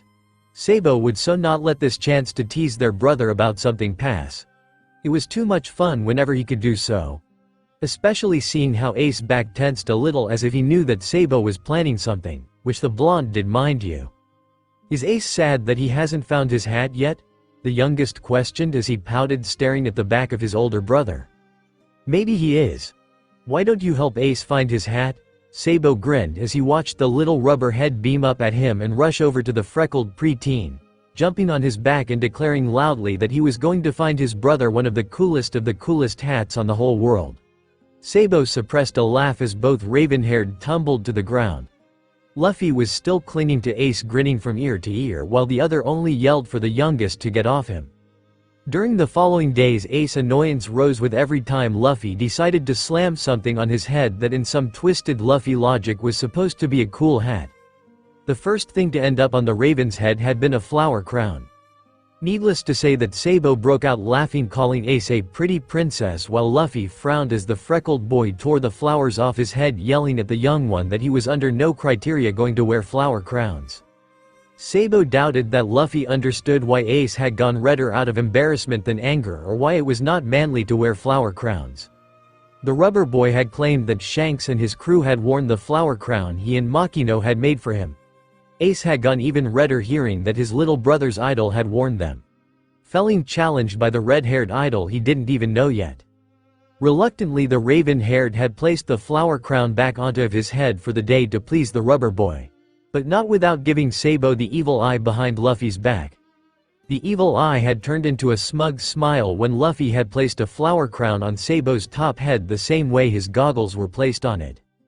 The next time Luffy slammed something on Ace's head had been a few days later. It had been an old bird's nest turned upside down that Luffy had found during one of their hunts. The younger had completely ignored his older brother's irritation. "It's not cool enough for me," the raven-haired had told the rubber boy, and in an instant the bird's nest was gone from his head. Too bad that Ace had still been stuck with small branches and old feathers in his hair for 2 days. The third time Luffy had suddenly bounced on him during a spar with Sabo. The blonde had fallen to the ground laughing as Luffy mummified Ace's head, claiming it was a turban like Dogra had. Only that the rubber head did not understand how a turban was actually tied and just warped an old rag several times around the freckled boy's head. The day had ended up with Luffy being chased around the jungle for nearly chalking Ace with an old rag. In the end, it had been Sabo who was forced to separate the two before the older raven-haired finished tying the rag over Luffy's head with a knot the young one was not able to get rid of alone. Days later, Luffy had returned to hat nature as he deemed an old empty melon shell a fitting hat, or even an empty coconut half. Who knows where he found that? Lucky for Ace, as soon as Luffy eyed him with them on his head, he had thrown them off a second later, saying on his own that they were not cool enough for Ace. The only negative point was that it had been a hassle to wash out the sticky rest out of his hair. Whenever he could, Ace glared at Sabo. He blamed the blonde for their little brother's sudden obsession to find him a hat. Not to mention, from the looks of it, Sabo found everything amusing and enjoyed every second he could watch how Luffy tired out a new hat on Ace. Not to mention the raven-haired suspected that someone dared to take a photo of him with the flower crown. But then again, Dayton had forced Magra and Dogra to not so secretly take photos for her scrapbook anyway. 3 weeks had gone by ever since Luffy had started to try everything possible out as a hat. Ace's irritation and annoyance had reached its maximum level after Luffy had tried making a hat out of clothing that later turned out to be Dayton's bra. The pipe was now an ever-present weapon against the younger one. Even if the boy still somehow managed to put all kind of things on the older raven's head, it was still useful to keep the rubber boy away or on good distance when Ace saw him approaching with something new behind his back. Sabo chuckled as Ace flinched, hearing the bushes behind him rustle. The blonde truly enjoyed watching the distress of his brother. True to be told, Sabo did not expect Luffy to get this excited over finding Ace and head, and he was aware that if he wouldn't stop their little brother soon, the freckled preteen was probably going to explode next time the rubber head places something on his head. Yet, Sabo somehow didn't want to stop the joy of the youngest. "I wonder what Luffy will bring this time," Sabo thought out loud, watching Ace from the corner of his eyes. "It's about time Luffy brings something new. The day is nearly over and I haven't seen him anywhere yet." Ace noted the small hint of worry in Sabo's voice that the blonde probably didn't intend for. After all, it wasn't the first time their little brother disappeared for a day. Last time he did, Ace had a small empty tree trunk stuck on his head. Whatever Luffy was going to bring, the raven-haired was sure he wouldn't let the rubber boy nearer than 1 meter before he saw the next hat. It was eerie quiet in the clearing as Sabo pocked the fire pit they were going to use. It was strange. The blonde looked up to the raven-haired who sat on a rock. Ace's eyes darted around the clearing, waiting for their little brother to appear out of nowhere, but nothing happened. "He will come when he smells the meat," Ace muttered. Worry was in his voice, yet the paranoid look was also still present, as if he feared that Luffy would jump down from a tree and slap the next best thing on his head. Sabo chuckled amused before he started grilling the meat. Ace had a point, yet the two couldn't help but worry about where the youngest one was. The worry grew when they finished their meal. Against their usual habit, they left a good amount of meat for Luffy, yet the rubber head was nowhere in sight. The brother duo exchanged glances. This was highly unusual. Ignoring the paranoia the youngest had caused and overtaken by worry, the two brought the rubber heads shared to their treehouse for safekeeping before they went out to look for him. Even going so far as to ask Dayton if she had seen the boy, but everyone told them the same. They hadn't seen the boy since morning. Hurried, the two searched everywhere in the jungle for the boy, even going so far as to walk all the way down to Fuchsia village to ask Makino if she had seen him. The woman giggled when the two came into her bar, giving them a knowing look as if she knew why they were visiting. Turned out she did know why they came. Luffy went to the market near the port. He said he was looking for something. She had told them, smiling as she finished polishing a glass and placed it back on a shelf. "How about you go looking there for him?" The two didn't waste much time as they went straight for the port, only to be nearer a small crowd that seemed to build around one of the stalls. The two saw a few adults laughing and some sniggering. Sabo also noted that a few were shaking their heads, but he couldn't make out why. It was only until they heard a familiar voice that realization came to them. They made their way to the front of the crowd to find their little brother yelling at a stall owner, both holding onto an orange cowboy hat. "I paid for it, you stinking old man. Dropping junk on my table is not paying. You get money for that stuff, well, I want money now. You stinking old man, give me back that hat, pay for it." "I did, Luffy, that's enough," a third voice suddenly interfered. Everyone turned to see Whoop Slap walking up to the rubber boy and the stall owner. He bonked the young boy once with his walking stick, who only pouted, still not willing to let go of the hat. Finally someone rational. The stall owner huffed, looking hopefully at the elder, only for his face to fall as the older man moved to inspect the stuff Luffy had dumped on the table as payment. Ace and Sabo, still unnoticed by Luffy, sniggered slightly, watching the expression change of the vendor. "What is the problem here?" the mayor asked, holding a piece of silver between his thumb and index finger while looking at it closer. Turned out it was a silver ring. The stall owner let out an exaggerated sigh as he let go of the hat. Luffy promptly hugged the hat, daring anyone to take it away from him, and pointed at Luffy. "That kid wants to buy this hat and dumped some junk on my table as payment. You can get money for that, you stinky old man." Luffy protested loudly, slightly turning his body away in fear that the stall owner would try to grab it. Some villagers around Ace and Sabo laughed lightly, having known Luffy for a long time. It was obvious that the vendor was not from Fuchsia, or at least didn't know the little bundle of sunshine the boy was for some villagers. Whoop Slap, on the other hand, ignored the starting of another argument between the two as he turned to Luffy, holding out the silver ring. "Where did you get this, Luffy?" Ace and Sabo ears peaked up at that question. Sabo eyed the junk Luffy tried using as payment. He could already tell that the stuff would bring a good amount of money from the right people. The only question was how and where Luffy got it. The only place he knew was. Ace and Sabo looked at each other shortly as they narrowed their eyes on their little brother. "I found it," the little boy grinned proudly. "And where did you find it?" Whoop Slap asked again, hoping for a better answer from the young boy. "Near the Great Tear." Luffy suddenly clapped his hands over his mouth, dropping the hat, his eyes searching around. As he spotted his brothers with angered looks, the boy paled slightly as his eyes went wide in surprise. "We told you not to ever go there again." Perfectly in sync, the two older brothers appeared on either side of their little brother, whacking him both over the head and causing the small boy to stumble forward.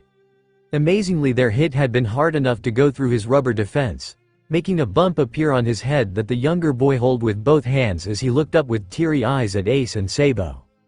But I needed something to pay with, the small boy whined only to earn him a glare from Ace. At least he didn't try to exchange it alone for money by who knows who. Sabo sighed as he crossed his arms while Ace pulled on the rubber boy's cheeks, lecturing him about why they avoided that place and why he should even go anywhere near there alone. Whoop Slap also let out a sigh as he turned to the stall owner, handing him the silver ring. I believe if you get this estimated you will see that Luffy paid more than enough for that hat. Picking up the cowboy hat from the ground, Whoop Slap dusted it off a little. He hollered away from his brothers and handed him the hat. Go look for some decoration. You did say you were looking for a cool hat, right? Luffy beamed up at Whoop Slap as he darted over to the table of the stall owner, eyeing everything on it before he decided on a sting of red beads with 2 blue smileys. One frowning, the other smiling. Grinning brightly, the rubber boy placed them above the rim on the head, before he darted over to his confused brothers and pushed the hat on Ace's head. Taking a step back, Luffy grinned up at the freckled preteen. Perfect. Sabo looked at the older raven-haired and also smiled and nodded. The previous irritation of finding out that their little brother was near the gray terminal forgotten. It fits.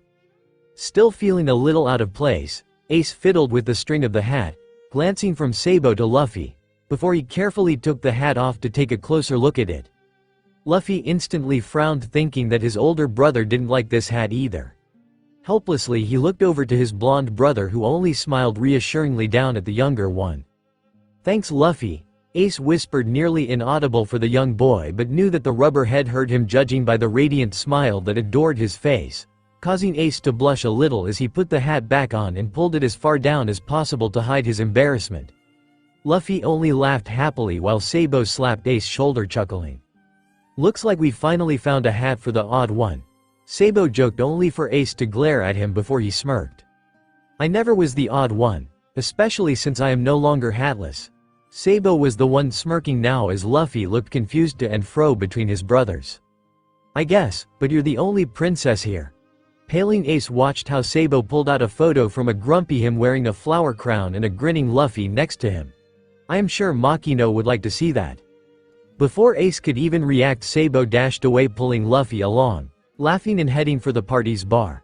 Seconds later, Ace was on their tail, yelling out death THRATS if Sabo dared to show that photo to anyone. The villagers that were left behind smiled at the 3 brothers, happy to see Luffy having so much fun with his brothers. Only Whoop Slap frowned before he started to yell after the 3 rascals, ordering them to act more civil and not to cause chaos in his village. Marine? Never? Chapter 25. The best way to describe Zoro's current situation would be a follow-up of cuss words as he glared at Clown Pirate before him. His bandana that usually rested on his left arm was tied around his head, giving more effect to the seriousness in his narrowed eyes. Faintly he could hear the chuckling pirates. He knew that it would only take 1 or 2 swings and they would shut up for good. They were small flies after all. But as it was, the swordsman could not afford to look away from his opponent. He couldn't make the same mistake twice. To say that he was seeing a devil fruit in action for the first time would be a lie. He had seen Luffy openly using his powers before. He had been shocked back then. After all, devil fruit users weren't seen often in the blues. Heck, for all he cared, they were rumored to be a myth, a legend, a lie made up by old sailors. Zoro was aware now that they existed, but that wasn't what bothered him the most right now. Leaping to the side, the swordsman rushed forward, expertly dodging all the draggers that came his way. One of his swords graced the ground, pulling a clean cut along until he moved fast enough. In the blink of an eye, the green-haired swordsman moved nearly gracefully past his opponent, swinging all 3 of his swords in perfect sync, cutting through everything in his way. Yet he felt that the cuts went through too easily with only a bit to zero resistance. Knowing that this was normally a sure kill, but not this time, Zoro did not take his time to have his back turned longer than needed to his opponent. With a swift movement of his feet, he turned around, crossing his swords as he blocked a hand carrying 3 draggers between its fingers, while his left foot stomped another hand down onto the ground that tried sneaking up on him. The greenhead grunted, annoyed, as he once again watched how his opponent gathered his pieces and plugged himself slowly together until a full body without hands stood before him again, a mocking smirk on his face and a laugh that Zoro found more than just annoying. He couldn't believe that a mere devil fruit would cause such a huge difference. This is so damn annoying, he thought. So just to shut the laugh up, Zoro squished the hand under his foot a little more. At least I know blunt hits and pain works on this bastard. To say Zoro was irritated would be wrong. The swordsman was pissed. Not only had he gotten a stab wound from the clown when he had foolishly let down his guard by turning his back in the beginning, which caused the wound. He had not known about the different powers of devil fruit users, let alone that the man before him had been one. So when he had cut Buggy in two, he had assumed that the fight was over. Not realizing that his swords had not met the usual resistance when cutting a body, or that there wasn't any blood, only to get stabbed by a dragger from a loose hand. The fight was frustrating. He had cut the clown into pieces several times, but the powers of the Bara Bara no Mi, as the clown had called his fruit, allowed Buggy to split just in time before getting cut by him. He was literally a splitting man. A snort escaped the swordsman. Splitting man, what a dumb name. He spoke his thoughts unknowingly and smirked as he noticed how it ticked off the red-nosed clown. "Are you insulting the flashy me?" Buggy yelled as his hand returned to him and with a small plop, docked back on his arm. "I will show you what I will flashily do to those who insult me." Zoro's stand relaxed a little as he stood up straight, smirking, yet his guard was still high up. His left foot added a little pressure on what was below it. Buggy's face shortly showed the pain before he grunted, trying to ignore the pain, only that the swordsman continued. He now was rubbing it into the ground like one would stomp out a cigarette. Buggy's face started to twitch. It showed a clash of a mocking smirk and a pain-filled expression, sadistically amusing the swordsman. "Enough of this!" The clown suddenly yelled as his hand lunged forward, aiming for Zoro's neck. But instead of getting a hold of him, Zoro ducked and sprinted forward. Buggy, thinking that Zoro was once again aiming to cut his torso up, started to split, only to be stunned as the sword in Zoro's hand rotated and shot upwards in the direction of his head. Before the clown could even think about splitting, the blunt side of the sword connected with his chin, turning into a fine uppercut as the clown's upper body was thrown into the air, making the clown also see stars for a moment. Instead of giving Buggy the time to register what was happening, the green head rotated the sword in his hands once more and brought it down upon the legs that were still on the ground with him, successfully leaving a cut on them before Buggy managed to dodge the full strike that would have left a greater wound. Smirking to himself, the green head watched how the clown pirate glared deathly at him as his upper body plopped back in its place. The clown's eyes shortly locked onto the small bleeding wound on his leg before a mocking smirk was back on his face. "You are the first to inflict a cutting wound on the flashy me in a long time." The pirate mocked, even clapping his hands once as he played it off, before his eyes narrowed down on the green head. "But your luck is going to flashily run out now." A victorious smirk was placed on Buggy's face when Zoro noted that Buggy's hands were holding his ankles in place, keeping from moving, while slowly a cannon was pushed forward. "It was a flashy fight, but I am afraid playtime is over, Pirate Hunter Zoro."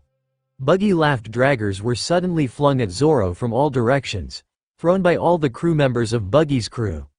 Zoro only smirked as he plugged the tips of his two swords into the hands that hold his ankles. "It's ex-Pirate Hunter." The sound of a firing cannon echoed over the building. "You are not doing anything, and that's final, Yoi," Marco said calmly to a fuming Ace next to him, while the other present commanders chuckled. "But, no, Isu. No, oh come on, no. I didn't even ask, still no, at least let me Feeny. No, Marco. No, fucking bird bray." Before Ace could even finish insulting Marco, he was thrown against the nearest wall by a roundhouse kick from Marco, who on the other side stood now again with crossed arms as if nothing had happened. Whitebeard's sweat dropped as he watched his children before him interact with each other. Whenever he gathered all present division commanders, it always felt like a déjà vu watching them.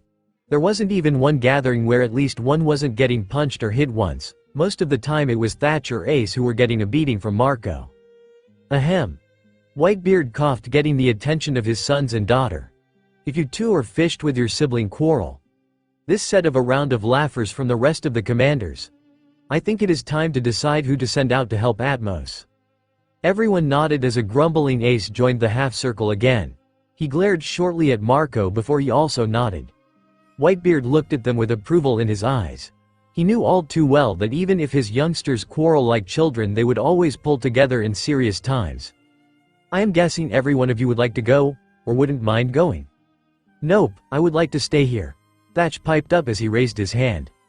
On request Ace is also no option to go either, Yoi.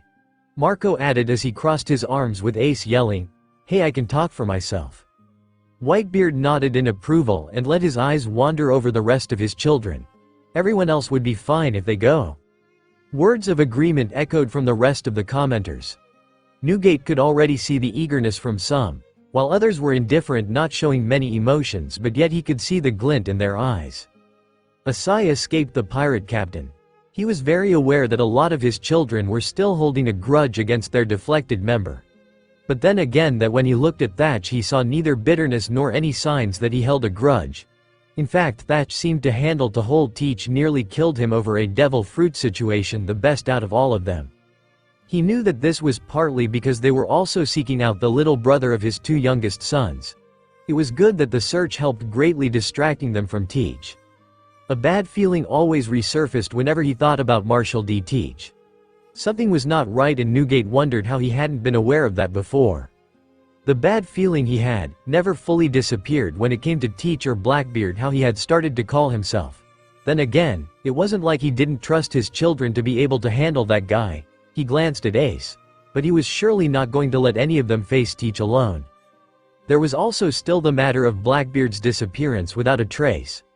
Atmos had reported that he had searched through the whole island, but there had been no sight of the deflected member at all. Whitebeard knew that Teach wouldn't be able to escape their radar without help. Something was up, and Newgate had a very bad feeling about it. While the pirate captain had been thinking, his children had started to argue about who was going. Thatch, Ace and Marco had stepped to the side as the argument was now slowly getting physical. "I will go," Haruta yelled loudly as she jumped on Josu's shoulder, looking down at the other commanders with crossed arms. "Little girls should stay while men take care of everything," Fosa said mockingly as he crossed his arms looking up at Haruta. The glare he was receiving from her was indicating that if he spoke one more word she was going to give him a new scar with her swords. "I should go. I am sure my division is the fastest, therefore the most useful," Speed Jiru commented and was going to add more as Vista suddenly appeared before him, pulling at his cheeks. "You just want the fun for yourself," the top hat wearer mentioned, grinning. "Besides, who said Atmos needs someone with speed? My division has the best firepower. I should go," Curiel argued as he glared at Izo, who inspected his nails as he disregarding the gunner's words. "Oh please, we all know I have the best aim," Izo told him as Curiel glared at the cross-dresser, not able to say anything against that since everyone knew it was true, and yet he wanted to argue. Namur stood next to Josu. The Fishman and the Diamond Man looked at each other before the two of them shrugged. Not really willing to get into any fight. Besides, it was a little amusing listening to Haruta yelling down from Josu's shoulder about how gender didn't matter while throwing draggers at Fosa. Rikuyo, Blamenko and Kingdu meanwhile were having an arm wrestling contest to decide between the three who was going, completely ignoring how their brothers and sister were fighting it out around them. Even though Blamenko could swing a giant hammer, it looked like he was no match for Kingdu. Just as Blamenko lost, Vista and Speed Jiru rolled past them, pulling at each other's cheeks and yelling at the other to let go first. Marco let out an irritated sigh when Haruta pinned Fosa with draggers down on deck. The man paled as she purposely aimed near certain parts now. Just as she threw the next dragger, Vista and Speed Jiru rolled in. Haruta flinched as Vista yelled out in pain, jumping up and bumped into Curiel, who in turn stumbled and fell onto Rikuyo, causing him to win against Kingdu, but at the same time threw them both off balance. More yelling at each other echoed. Guys were tackled down. Limps were attacked. Thatch swore he even saw Izo swiftly applying makeup on Haruta in all the mess. All in all, it was pure chaos. In the end, all fights quieted down as Thatch and Ace laughing was heard, having watched their siblings quarrel like little children. Josu and Namur couldn't help but also smile, slightly amused at them, while Whitebeard openly chuckled before he took a sip of his sake to Marco's slightly disapproving glare. "Blenheim," Whitebeard finally addressed one of his children after Thatch and Ace laughing had quieted down. "You, Speed Jiru and Curiel are going to help out Atmos.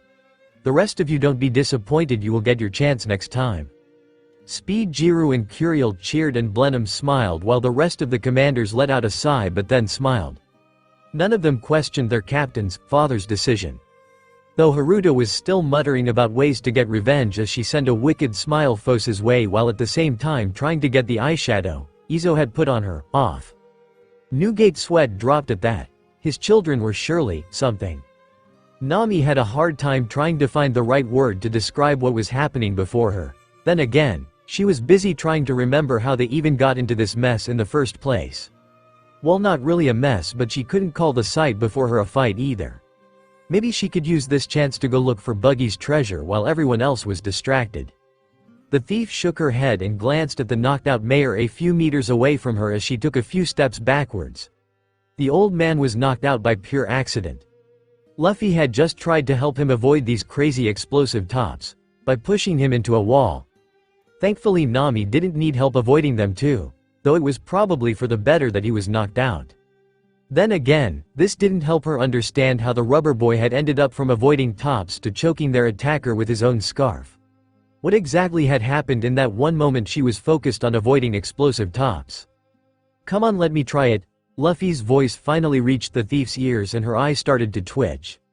Oh right, the raven-haired had stars in his eyes when he saw that guy, Kabaji, on his unicycle. If she recalled right, the boy had questioned how the man kept his balance on it before they were greeted by 100 explosive tops. A strangled, no, was the answer the rubber boy got back, which only caused him to tug harder on the scarf trying to pull the poor pirate off his unicycle. Of all things to happen, Nami face-palmed, still not completely believing that Luffy was choking this Kabaji with his own scarf only because he wanted to try out that unicycle. Deciding she had enough of this, she side-eyed the knocked-out mayor, then turned her attention to the fight. No one was really paying attention to her. There was only one thing for her to do. Luffy blinked as he stared at the empty spot where Nami was supposed to stand. Balancing on the unicycle and trying not to face-plant the ground, he looked around trying to spot the girl, but she was nowhere inside. A little disappointed, Luffy leapt off the unicycle and threw it over his shoulder, hitting the knocked-out Kabaji with it accidentally and waking him up again. The rubberhead put on a thoughtful expression as he sidestepped a sword that Kabaji swung at him from behind. Where did Nami go? Kabaji resisted the urg to growl as he massaged his sore neck, ignoring the bumps on his head. He glaring at the raven-haired. How dare you make fun of me like this? He yelled before he started swinging his sword. Maybe Nami needed to pee? Luffy completely ignored him, dodging everything by simply stepping to the side every time. Kabaji huffed annoyed as he flicked his hair gracefully to the side. Don't mock the buggy pirates. Before he could even attempt to swing his sword once more, Luffy punched him hard on top of his head with a little bit of hockey. The buggy pirate was seeing stars now as he fell unconscious on the ground.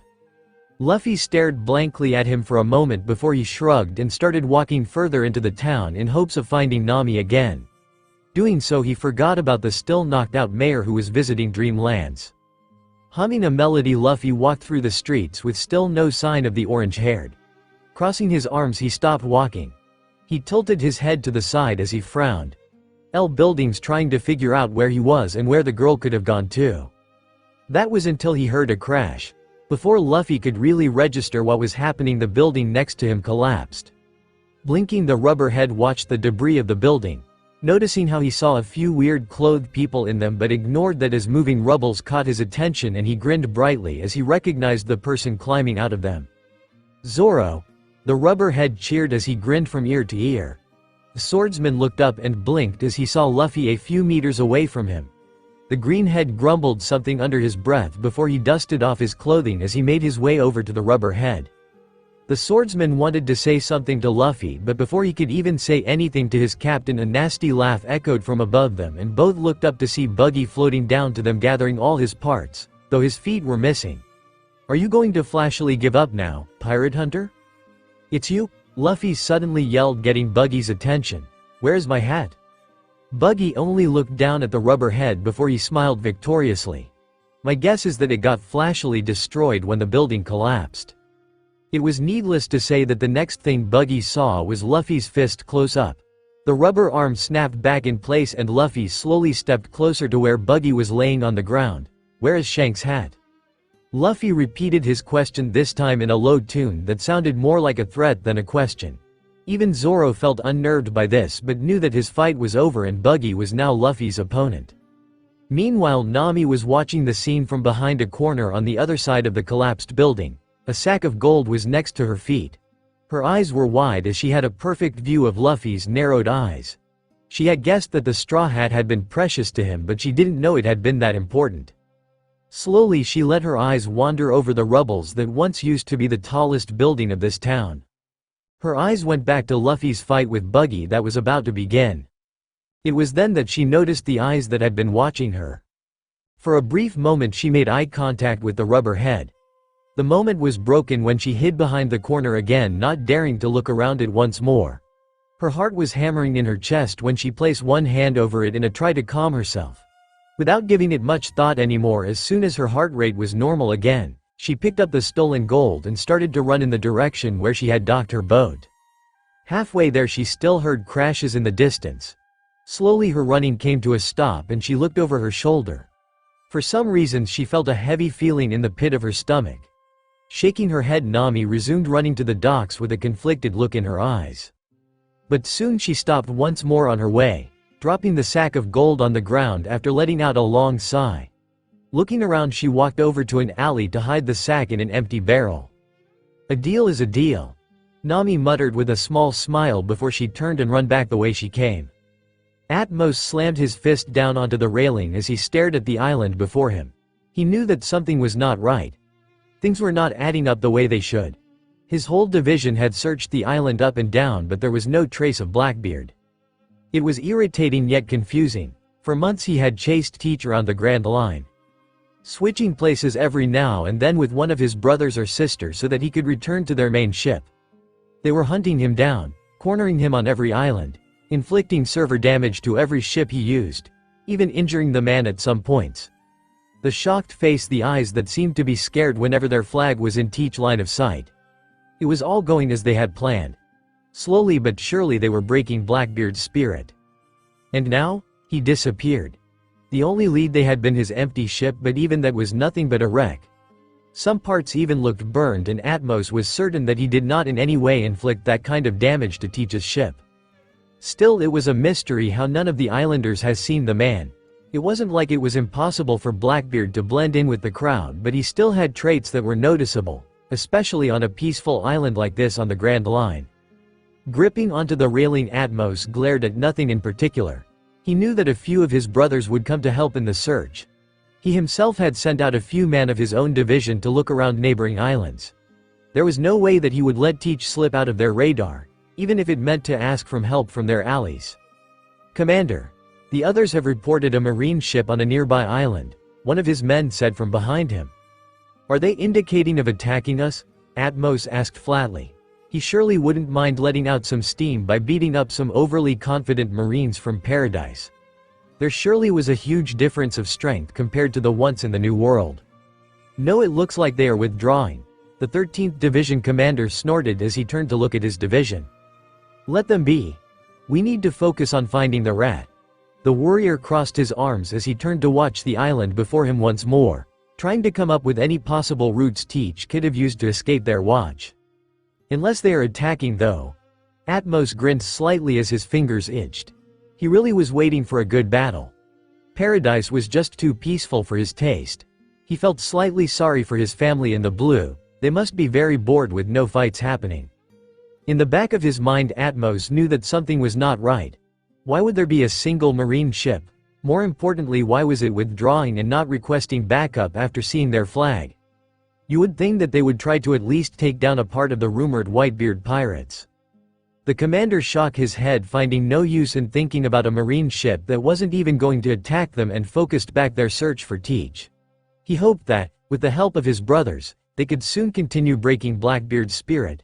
Marine? Never. Chapter 26. Atmos had a hard time not showing how irritated he was right now. He didn't know if the man before him was merely mocking him or reprimanding him like he was some little child.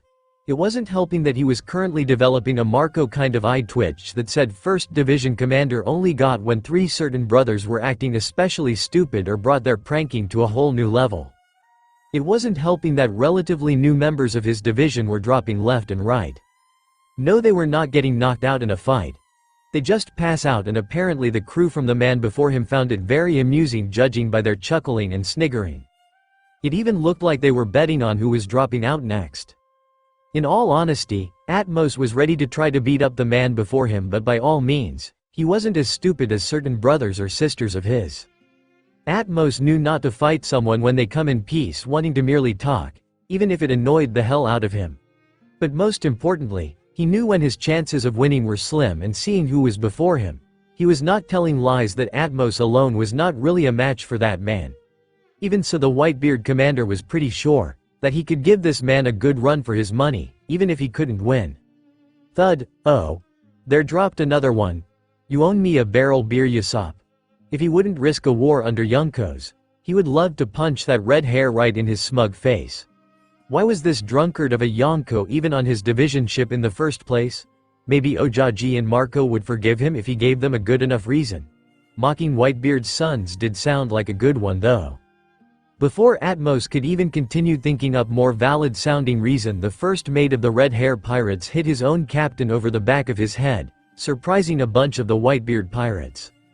Captain.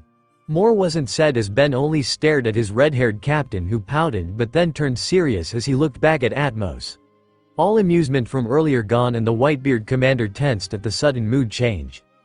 Why are you here, red-haired Shanks? Atmos did his best to make his voice sound as emotionless, even and bland as he could, yet he knew that the pirate captain had heard the curiousness as well as the skeptic. I actually wanted to talk to your captain, but well, Shanks trailed all seriousness forgotten when he scratched his cheek with one finger. I heard they aren't anywhere in the New World or Paradise but the Blues. The commander said nothing as he nodded, only slightly confirming what the redhead said, his eyes not once going astray from the Yonko before him. He didn't know if it was good or bad that this man wanted to talk with his captain. Good, he could already image Marco overreacting and ranting up a storm if he heard of this. So you want me to give him a message? Shanks blinked but then smirked. You could say that I have a message for him, but I also want to confirm something.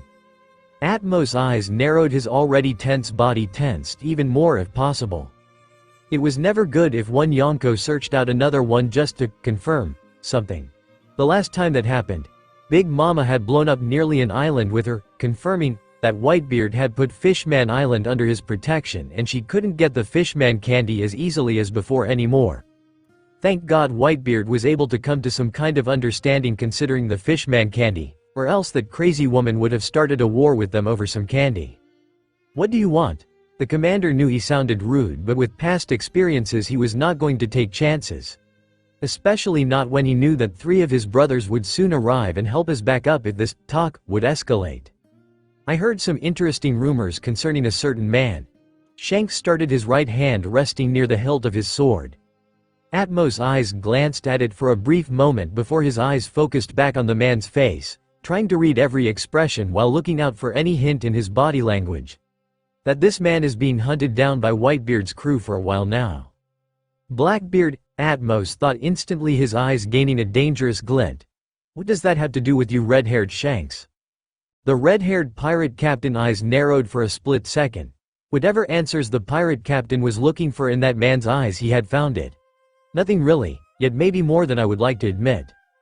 Nami carefully mended the straw hat in her hands. From the corner of her eyes she could see the owner watching her and bouncing restlessly in his seat on the other boat. The pink marine in training was trying to calm the rubber brain down while the swordsman slept through all the noise. The navigator shook her head, still unsure why she decided to travel with them for now. Well, a deal was a deal, and she did get the map of the Grand Line out of it, even if she was still slightly pissed for losing part of her treasure. Her eyes focused back onto the straw hat in her hands. For some reasons it was still hard to believe that for this hat the boy had beaten up Buggy and sent the pirate flying to who knows where. It was only by chance that she of all people had found it squished under some wood pieces.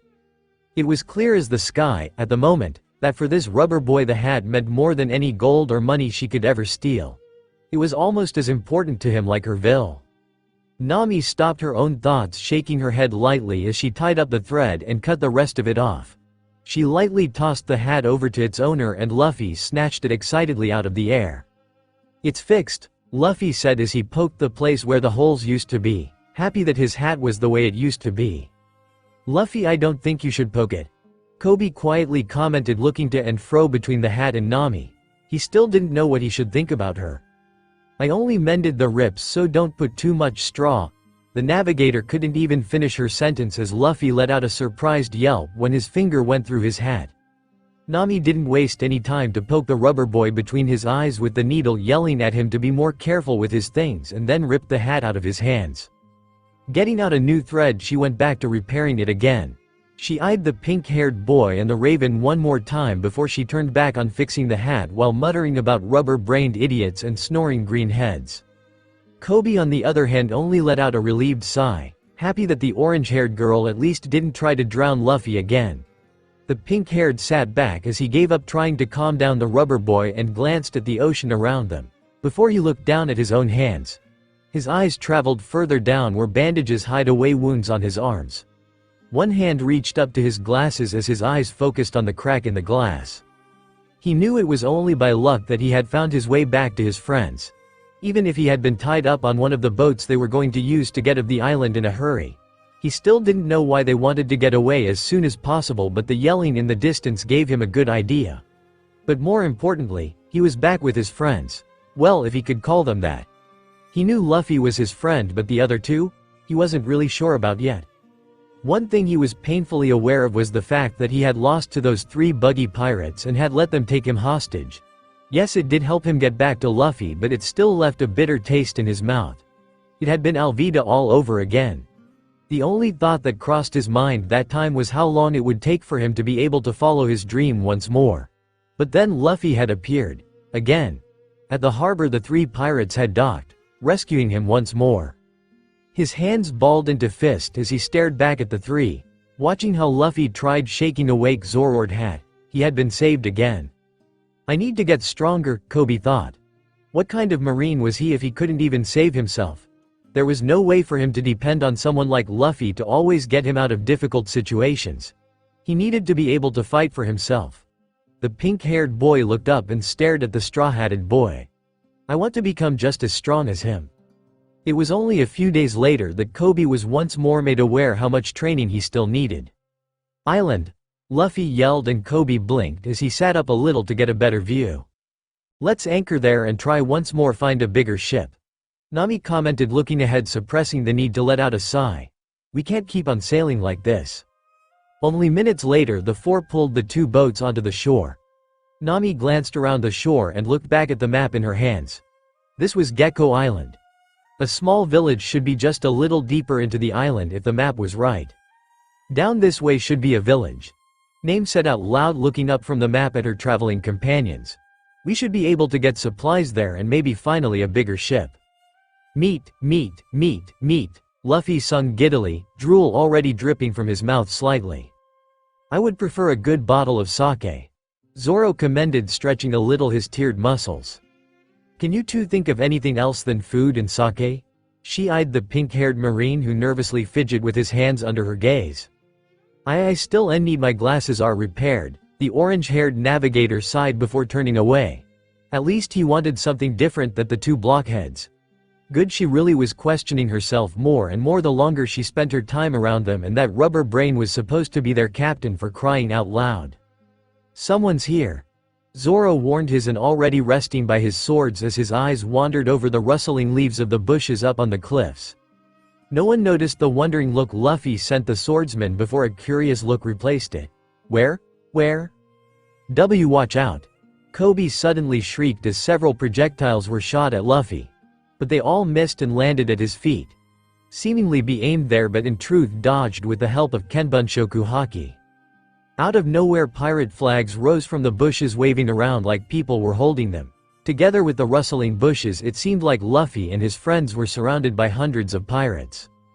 Zoro raised an eyebrow at the display. Kobe yelped in fear but stood his ground, his new resolve still fresh in mind. Nami only stared at the flags blankly, yet mixed feeling hiding behind her eyes. Luffy on the other hand had excitement written all over his face as his eyes sparkled with interest and curiosity. This is awesome. The navigator only gave the rubber boy a frustrated and irritated look.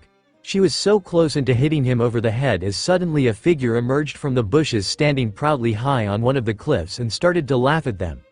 I am the leader of the great nation of pirates that conquered this village. Everyone praises me, the great Captain Usopp.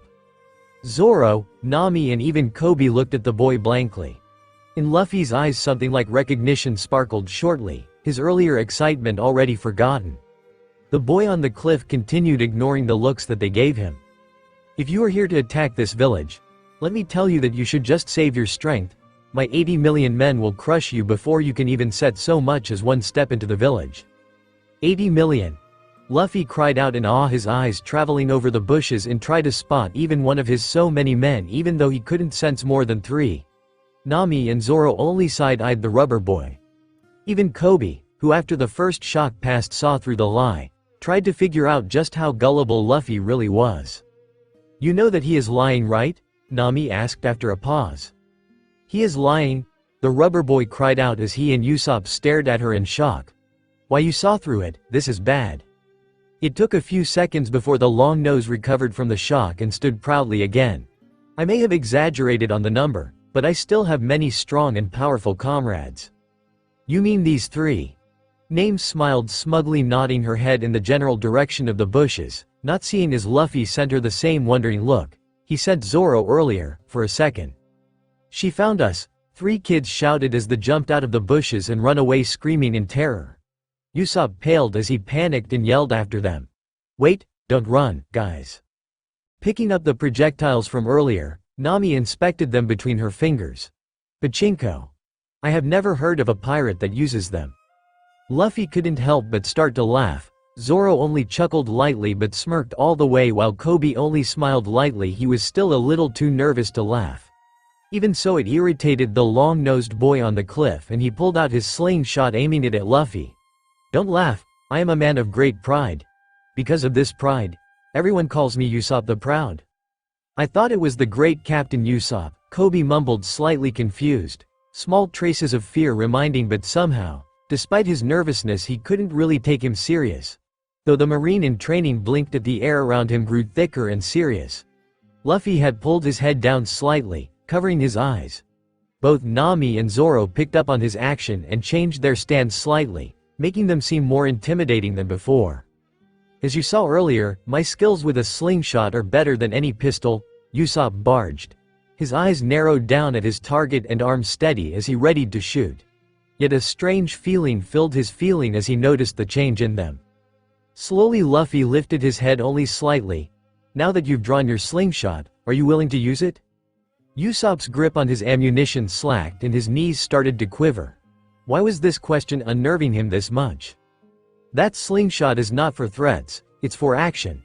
The rubber boy ended in a threatening voice, and a shiver run down not only the slingshot wielder's back but the pink-haired's as well as the orange-haired's back.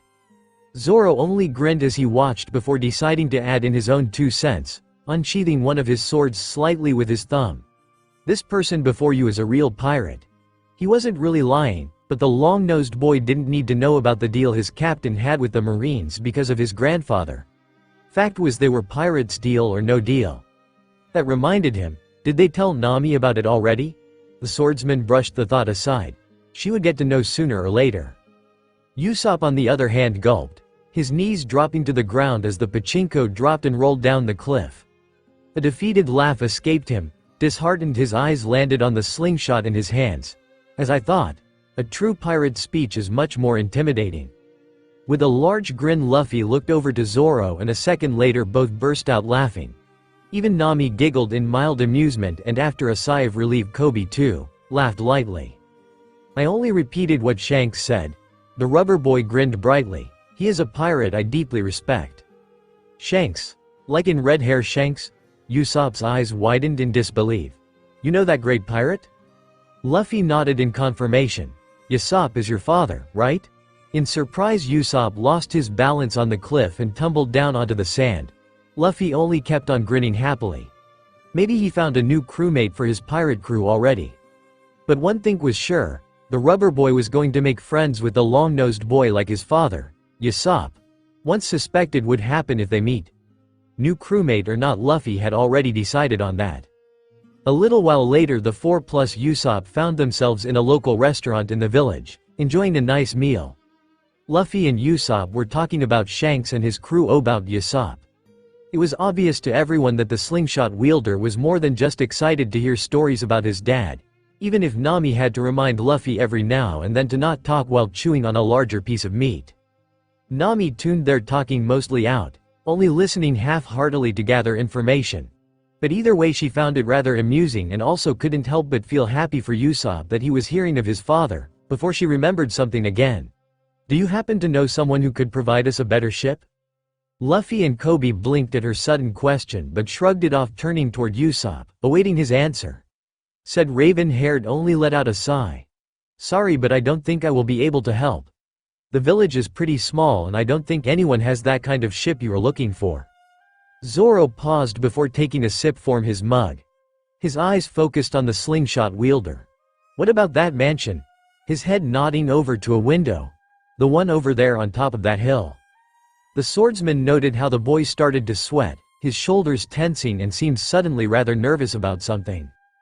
"Do you know them, Usopp?" Nami asked, hopeful, leaning a little closer. "That mansion means they have money, right? If you know them, could you ask? I am sure they could help us find a ship, with all the mo." "You stay away from there," Usopp yelled, his hands slamming down onto the table. Silence fell upon them for a moment until his action registered in his brain and he coughed awkwardly as he stood up. I just remembered something that really needs to be done. Stay and eat as much as you want, it's on me." Before they could respond at all, he was out the door, leaving behind a confused Kobe, a happily eating Luffy, and suspicious Nami and Zoro. Something was up with that mansion and Nami was kind of curious to find out what it was.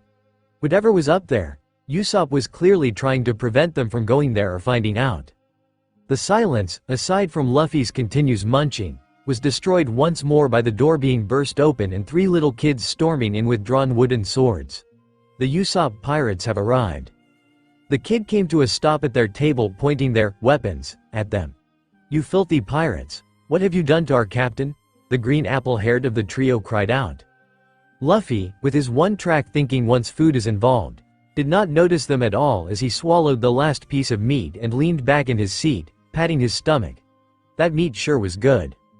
The children paled and it didn't take long for Nami, Kobe and Zoro to figure out their thought process. "What meat?" the light purple-haired kid exclaimed, stuttering a little. The last of the trio, with blonde onion-like hair, stared at them with wide eyes. Did they? He didn't dare finish his sentence, too scared to face the truth.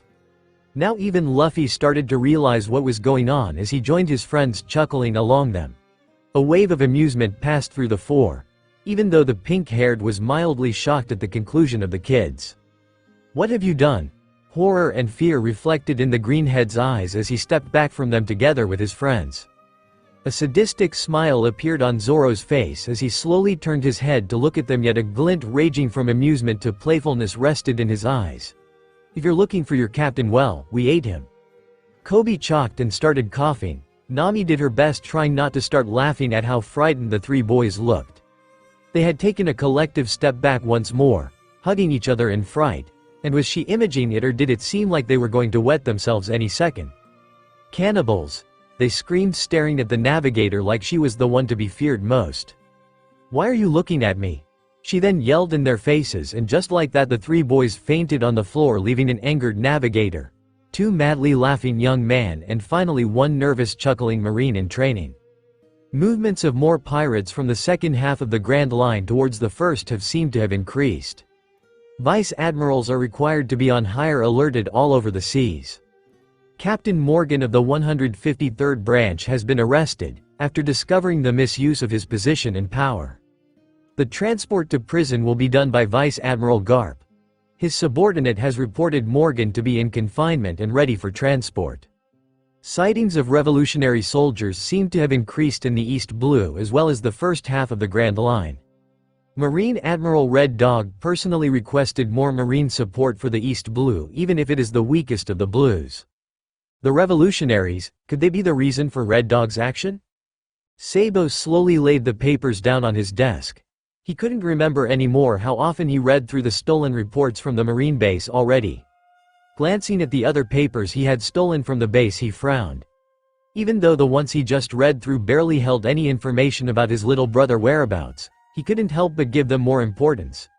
A few things stated didn't make sense while others did in conclusion with other pieces of information he had. Red Dog probably was being on guard, not only because of the revolutionary sightings but also because of them. Word of the Whitebeard pirates being in the East Blue must have gotten out, not that it was easy to hide a huge ship like the Moby. Garp being around was more or less because of his job, and maybe a little because of them.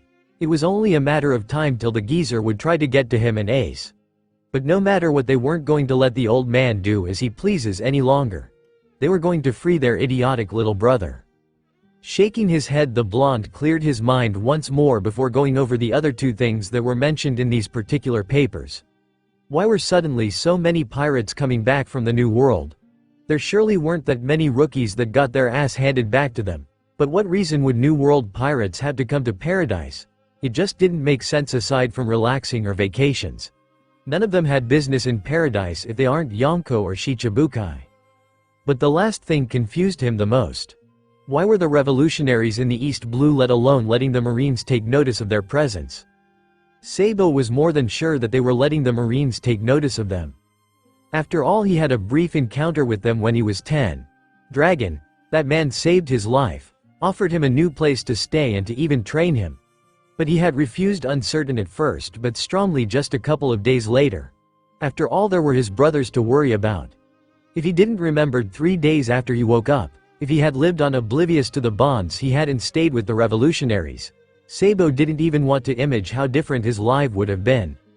But he did remember, and it was Dragon after all who personally brought him back to his brothers, though it was strange that he only did so after he mentioned their names and described them a little. Sabo crossed his arms as he leaned back in his chair and stared out the bullseye, deep in thought. What were they after when they were making sure that they were seen? This all wasn't just a chain reaction to the famous Whitebeards being in the blues, was it? Or were they trying to send out some kind of warning towards the world government? It bothered the blonde. Something was going on that he couldn't warp his head around yet, something that he felt like he wasn't going to like. There was this borderline feeling in the pit of his stomach. Marines, pirates, revolutionaries, something big was happening, and whatever it was, Sabo hoped that it was in the faraway future and had nothing to do with his brothers or anyone he cared about in general. Cat. Luffy said out of the blue, staring at the maw, just adjusted his glasses. The tension in the air disappeared instantly. Nami and Zoro stared at the rubber head like he had gone nuts. Usopp and Kaya blinked in confusion and the kids didn't even know what to say. Kobe on the other hand blinked, looking from Luffy do the so-called Klahadore. But only for a second. Klahadore grimaced before he turned back to normal, watching the rubber boy. What did you say, boy? Cat. Luffy repeated, sticking his pinky into his nose, digging around. You remind me of one. Did you know that those buttons look like poop? Okay, now Nami officially thought that the rubber idiot had gone nuts, and she was pretty sure that she could understand that man's reason for suddenly developing an eye twitch because of the rubber idiot more than ever. Klahadore let out a sigh. No point in trying to continue where he was so rudely interrupted.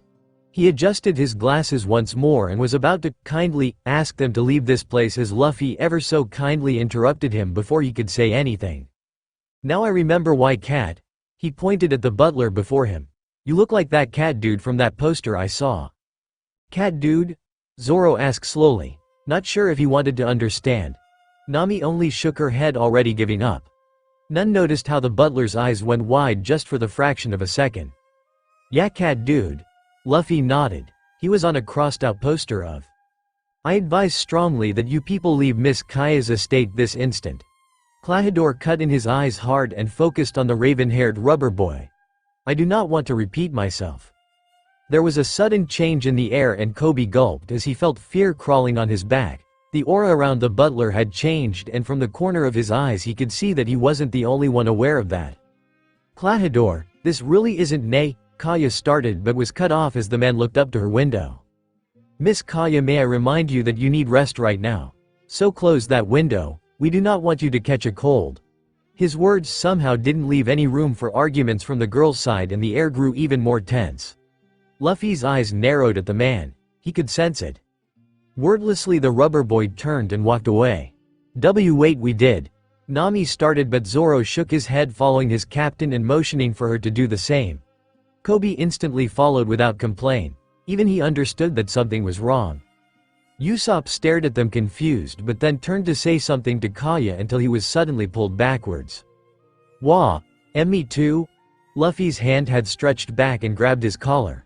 The sniper was ungracefully pulled to the ground and dragged along the little group, not even having the chance to say anything to his friend. Yet, Klahadore did not take his eyes off the rubber boy, but once they were out of sight he turned sharply. He needed to talk with a certain someone. What was that about? Nami screeched once the Luffy had stopped and turned to look at them. I couldn't even ask about a ship, you idiot. Nami, Kobe started but give up. It was safer not to get into her line of fire. They might have had a ship that could have been of use for us, Nami raged on.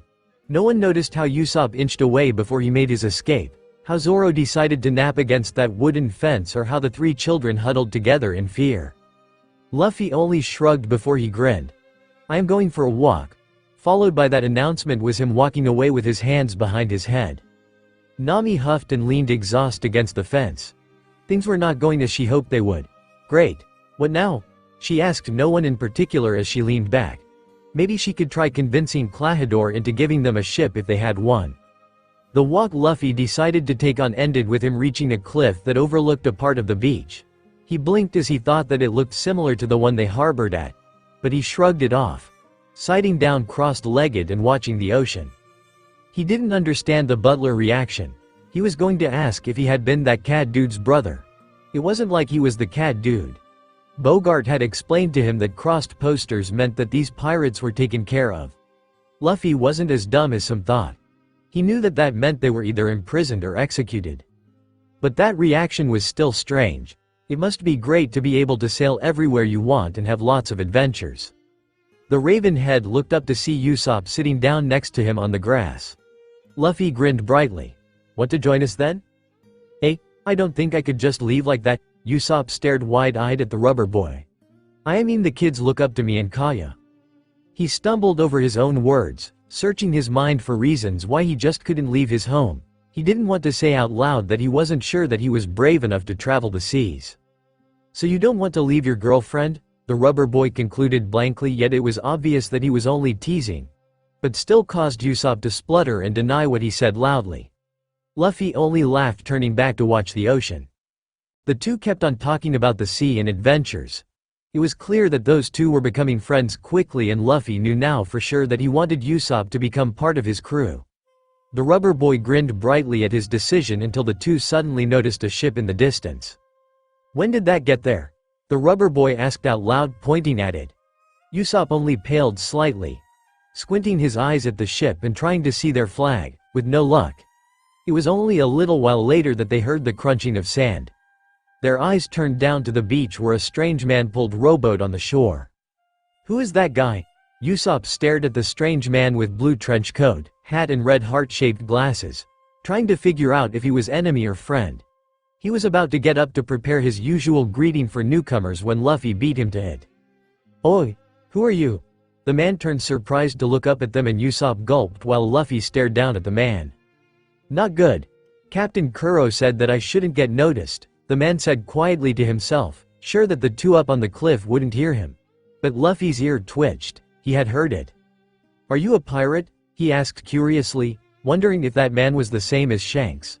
Also, that name Kuro did somehow sound familiar. The man reached into his sleeve. Get down, Usopp yelled, shoving the rubber boy down to the ground and holding his head down only for the man to pull out a ring-bladed pendulum.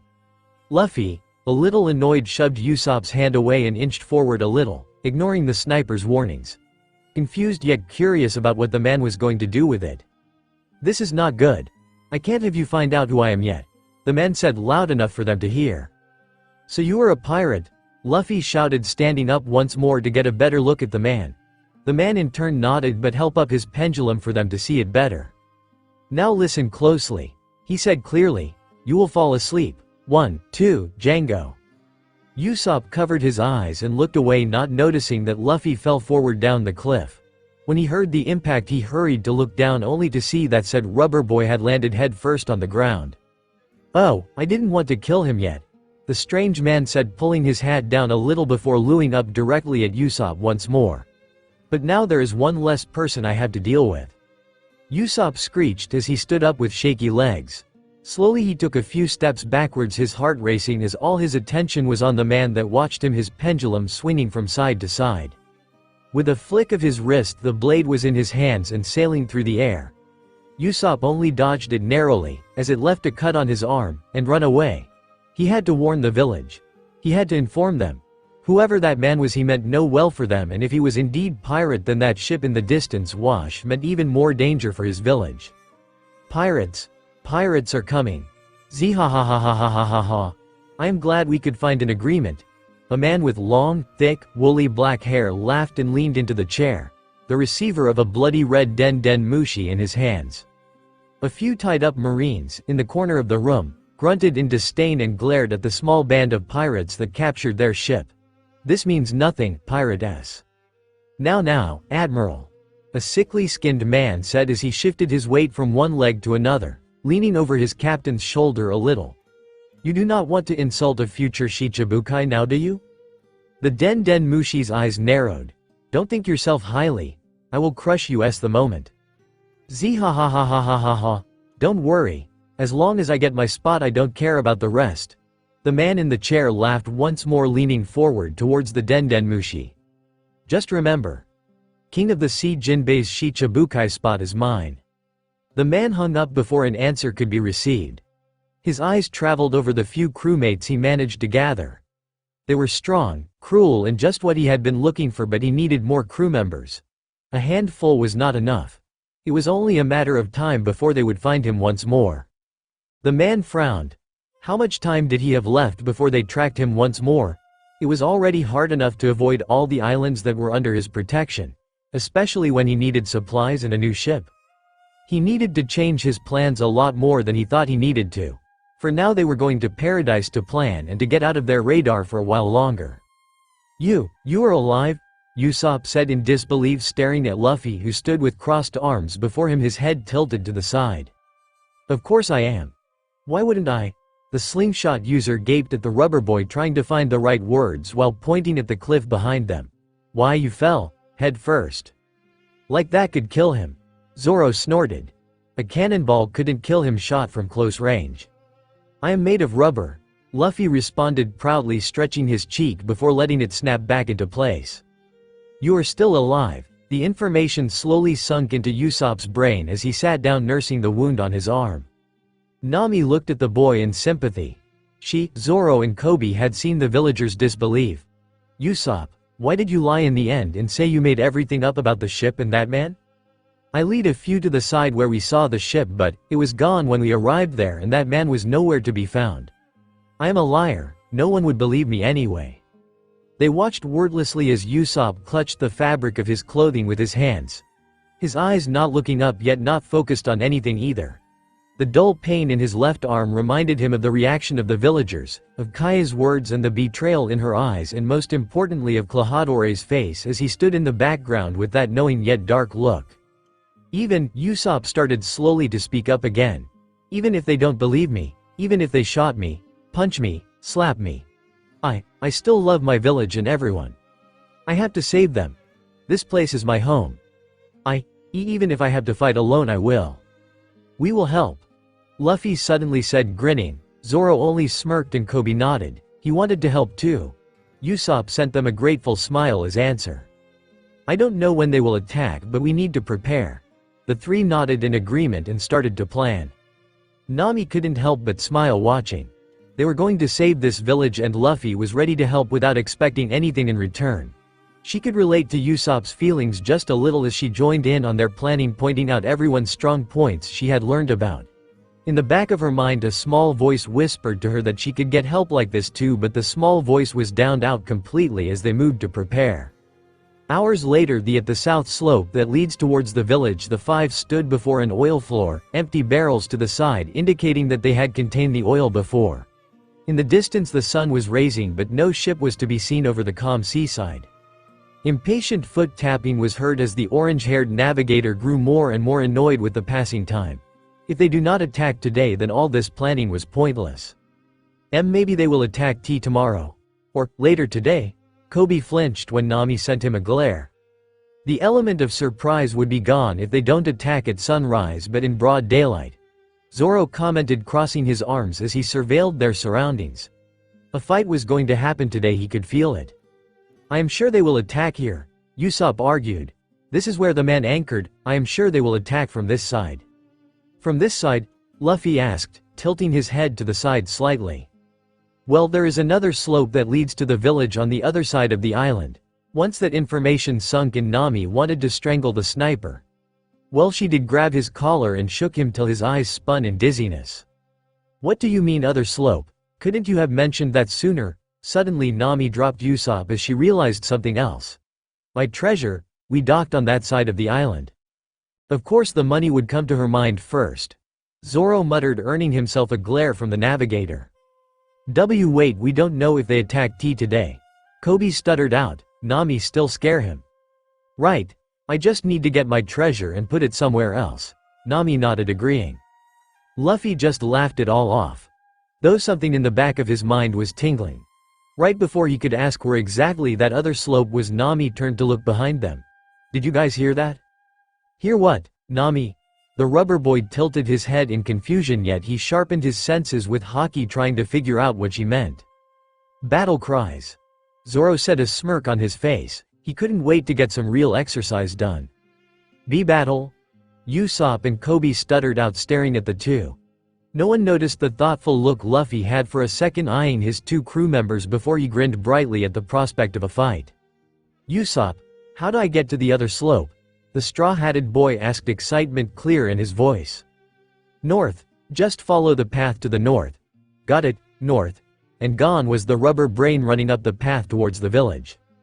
The once left behind shared a look before they followed. In their hurry it went unnoticed that Zoro did take a different turn, or that Luffy had been running up towards the west and not the north.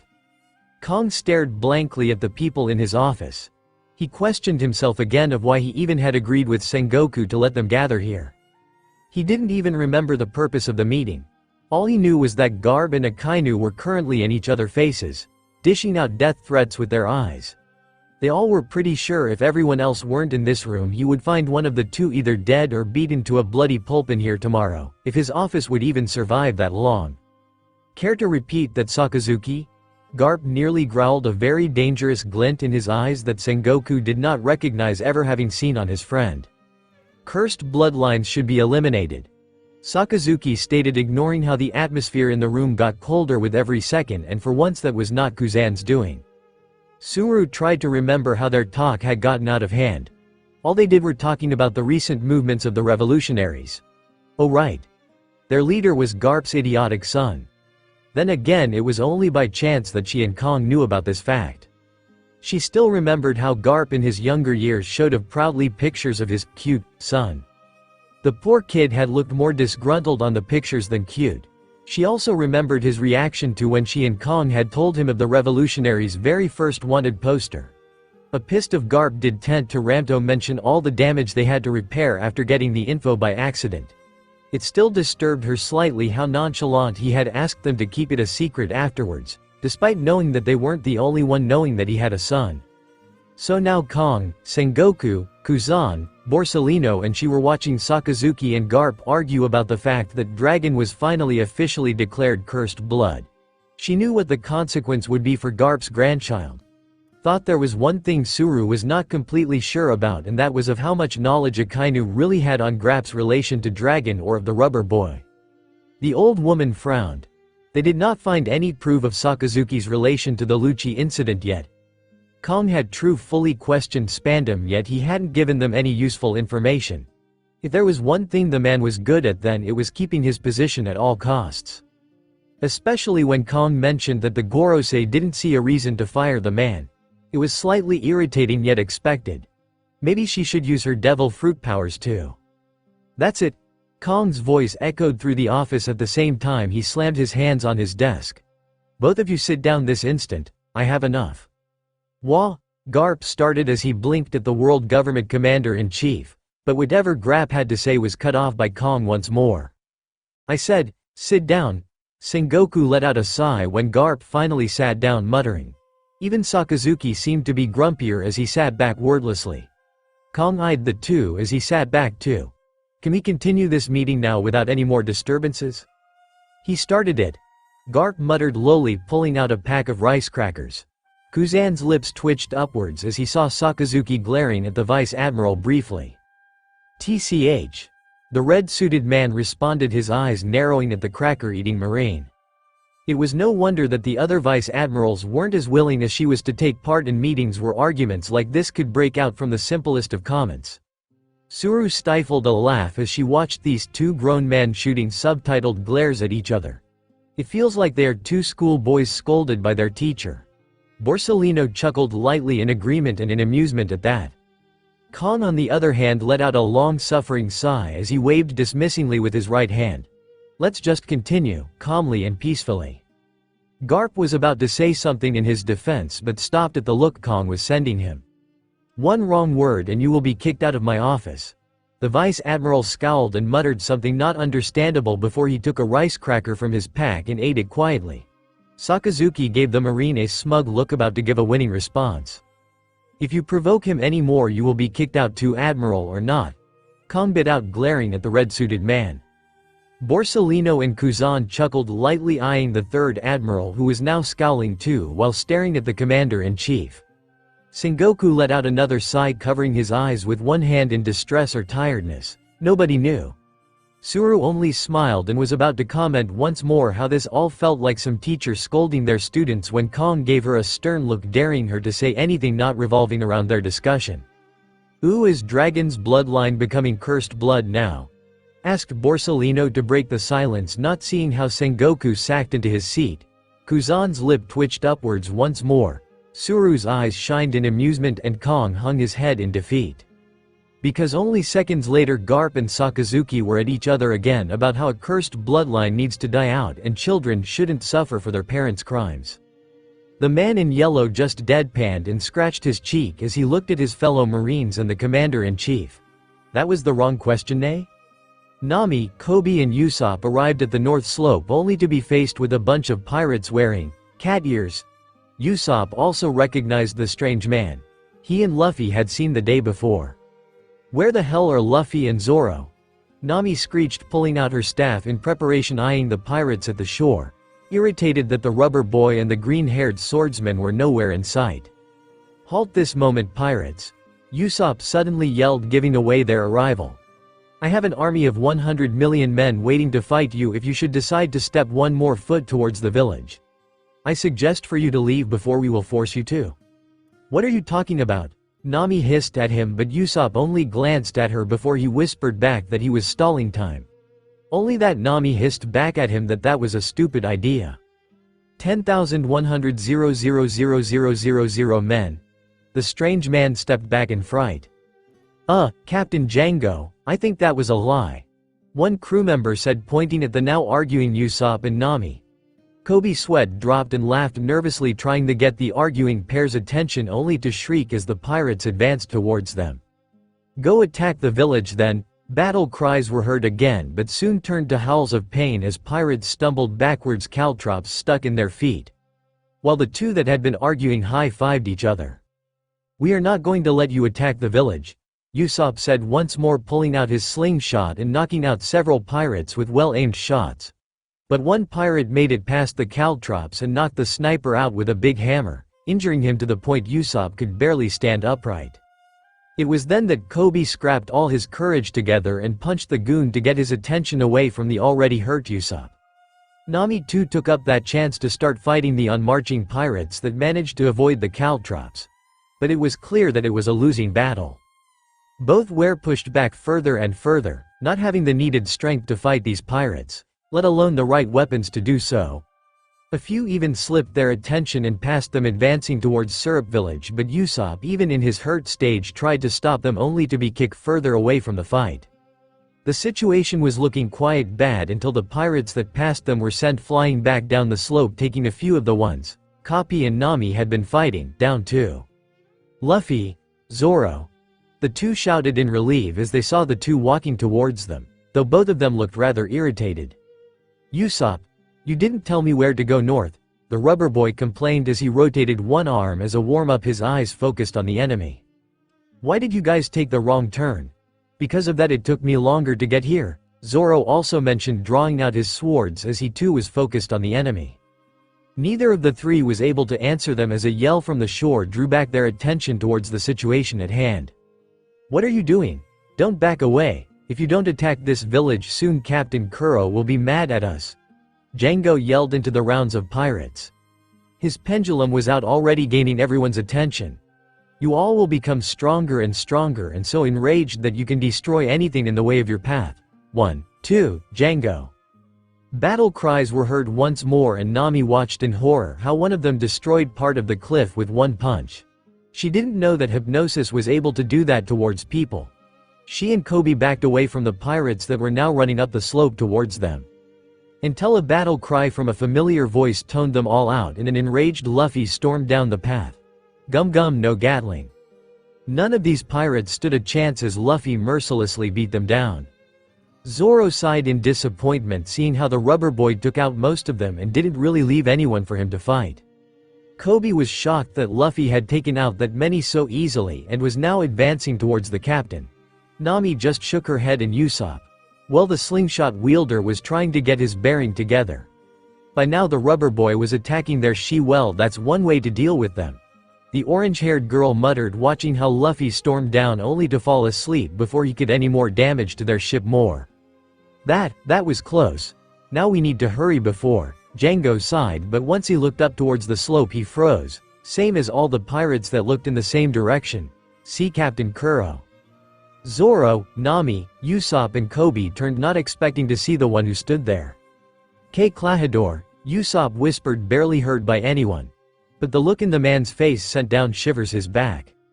The butler only placed down the bag he had been carrying and adjusted his glasses with his palm. "Jungo, why is my plan not in motion? The sun is high up and no one in the village died yet." Usopp paled, not believing the words he heard. "K Klahadore, you knew, didn't you?" "Knew?" Slowly the butler reached into his bag, pulling out gloves that had a sword on each finger. Zoro tensed as he saw them and got ready to fight. "I planned this. Unfortunately I had to move up my plan a few months earlier than originally thought." "Why, Kaya, she took you in. The whole village welcomed you, accepted you," Usopp's voice gave out. He still couldn't believe it, but Klahadore's whole stance and expression was enough. Just as Usopp managed to get on his knees and wanted to stand up to punch the butler, something surprising happened. It wasn't that Usopp punched the man, but that Kobe did it. The pink-haired boy's knees shook a step back. "I don't like being punched," Klahadore said quietly as he adjusted his glasses and vanished from side to reappear behind Kobe, his head surrounded by the swords from his left hand. "Django, I give you 5 minutes to beat these small flies or else I will be killing everyone here." Hearing his name snapped said man out of his stupor and he looked around spotting the two that he needed. Nyaban brothers, take care of them. But instead of attack Zoro and the other, the Nyaban brothers, Sham and Butchie, attacked Klahadores, revealing him to be their former captain Kuro and believing him to have gone weak over the past 2.5 years. Warning fell on deaf ears. Nami, Kobe and Usopp watched in horror how Kuro disappeared and killed the two, mercilessly throwing them back towards the rest of the Black Cat pirates as he adjusted his glasses once more. 4 minutes left. The pirates started to panic and started to attack. It was Zoro who took care of most of them, yet Nami as well as Kobe did their best, but it was clear that they weren't as strong. Usopp was punching the ground slightly in frustration, still not having coped fully with Klahadore's betrayal. Even though Zoro didn't have much problem fighting, Nami did see that he was getting worn out by them. More importantly, with the speed Kuro had displayed, she wasn't sure if he was even a match for that man. That was the moment she got a glimpse of Luffy's straw hat and she decided the rubber brain had to be woken up. 1 minute left. Kuro's voice was heard and the attacks of the pirates became more frantic. Finding an opening, Nami took her change and sprinted down the slope. Django personally tried to stop her and whatever was her plan and injured her with his ring blade, but she did manage to kick the rubber boy, just as Kuro's voice was heard once more. Time is up. Every pirate froze and Nami sunk to the ground, believing that it was over when Kuro started to sway in a strange stance. Fearful cries were heard among the pirates and soon Kuro vanished from sight and the first pirates howled in pain, slashes appearing on their bodies. No, a massacre was happening before their eyes. A pirate captain slaughtering his own crew. Once more Nami was reminded why she hated pirates so much. They were nothing but cruel, selfish beasts. Nami? What happened? Her head snapped to the side as she saw Luffy standing up. Luffy? She looked back at what was happening before them, seeing how Luffy's eyes narrowed when he realized what was happening. Kuro stopped just at that moment to attack his own crew and looked down at Straw Hat Wearer. Luffy, can you fight for this village? She paused for a moment, seemingly wanting to add something but couldn't as she heard Luffy cracking his knuckles. A hard look in his eyes as all his attention was on Kuro. Of course I can.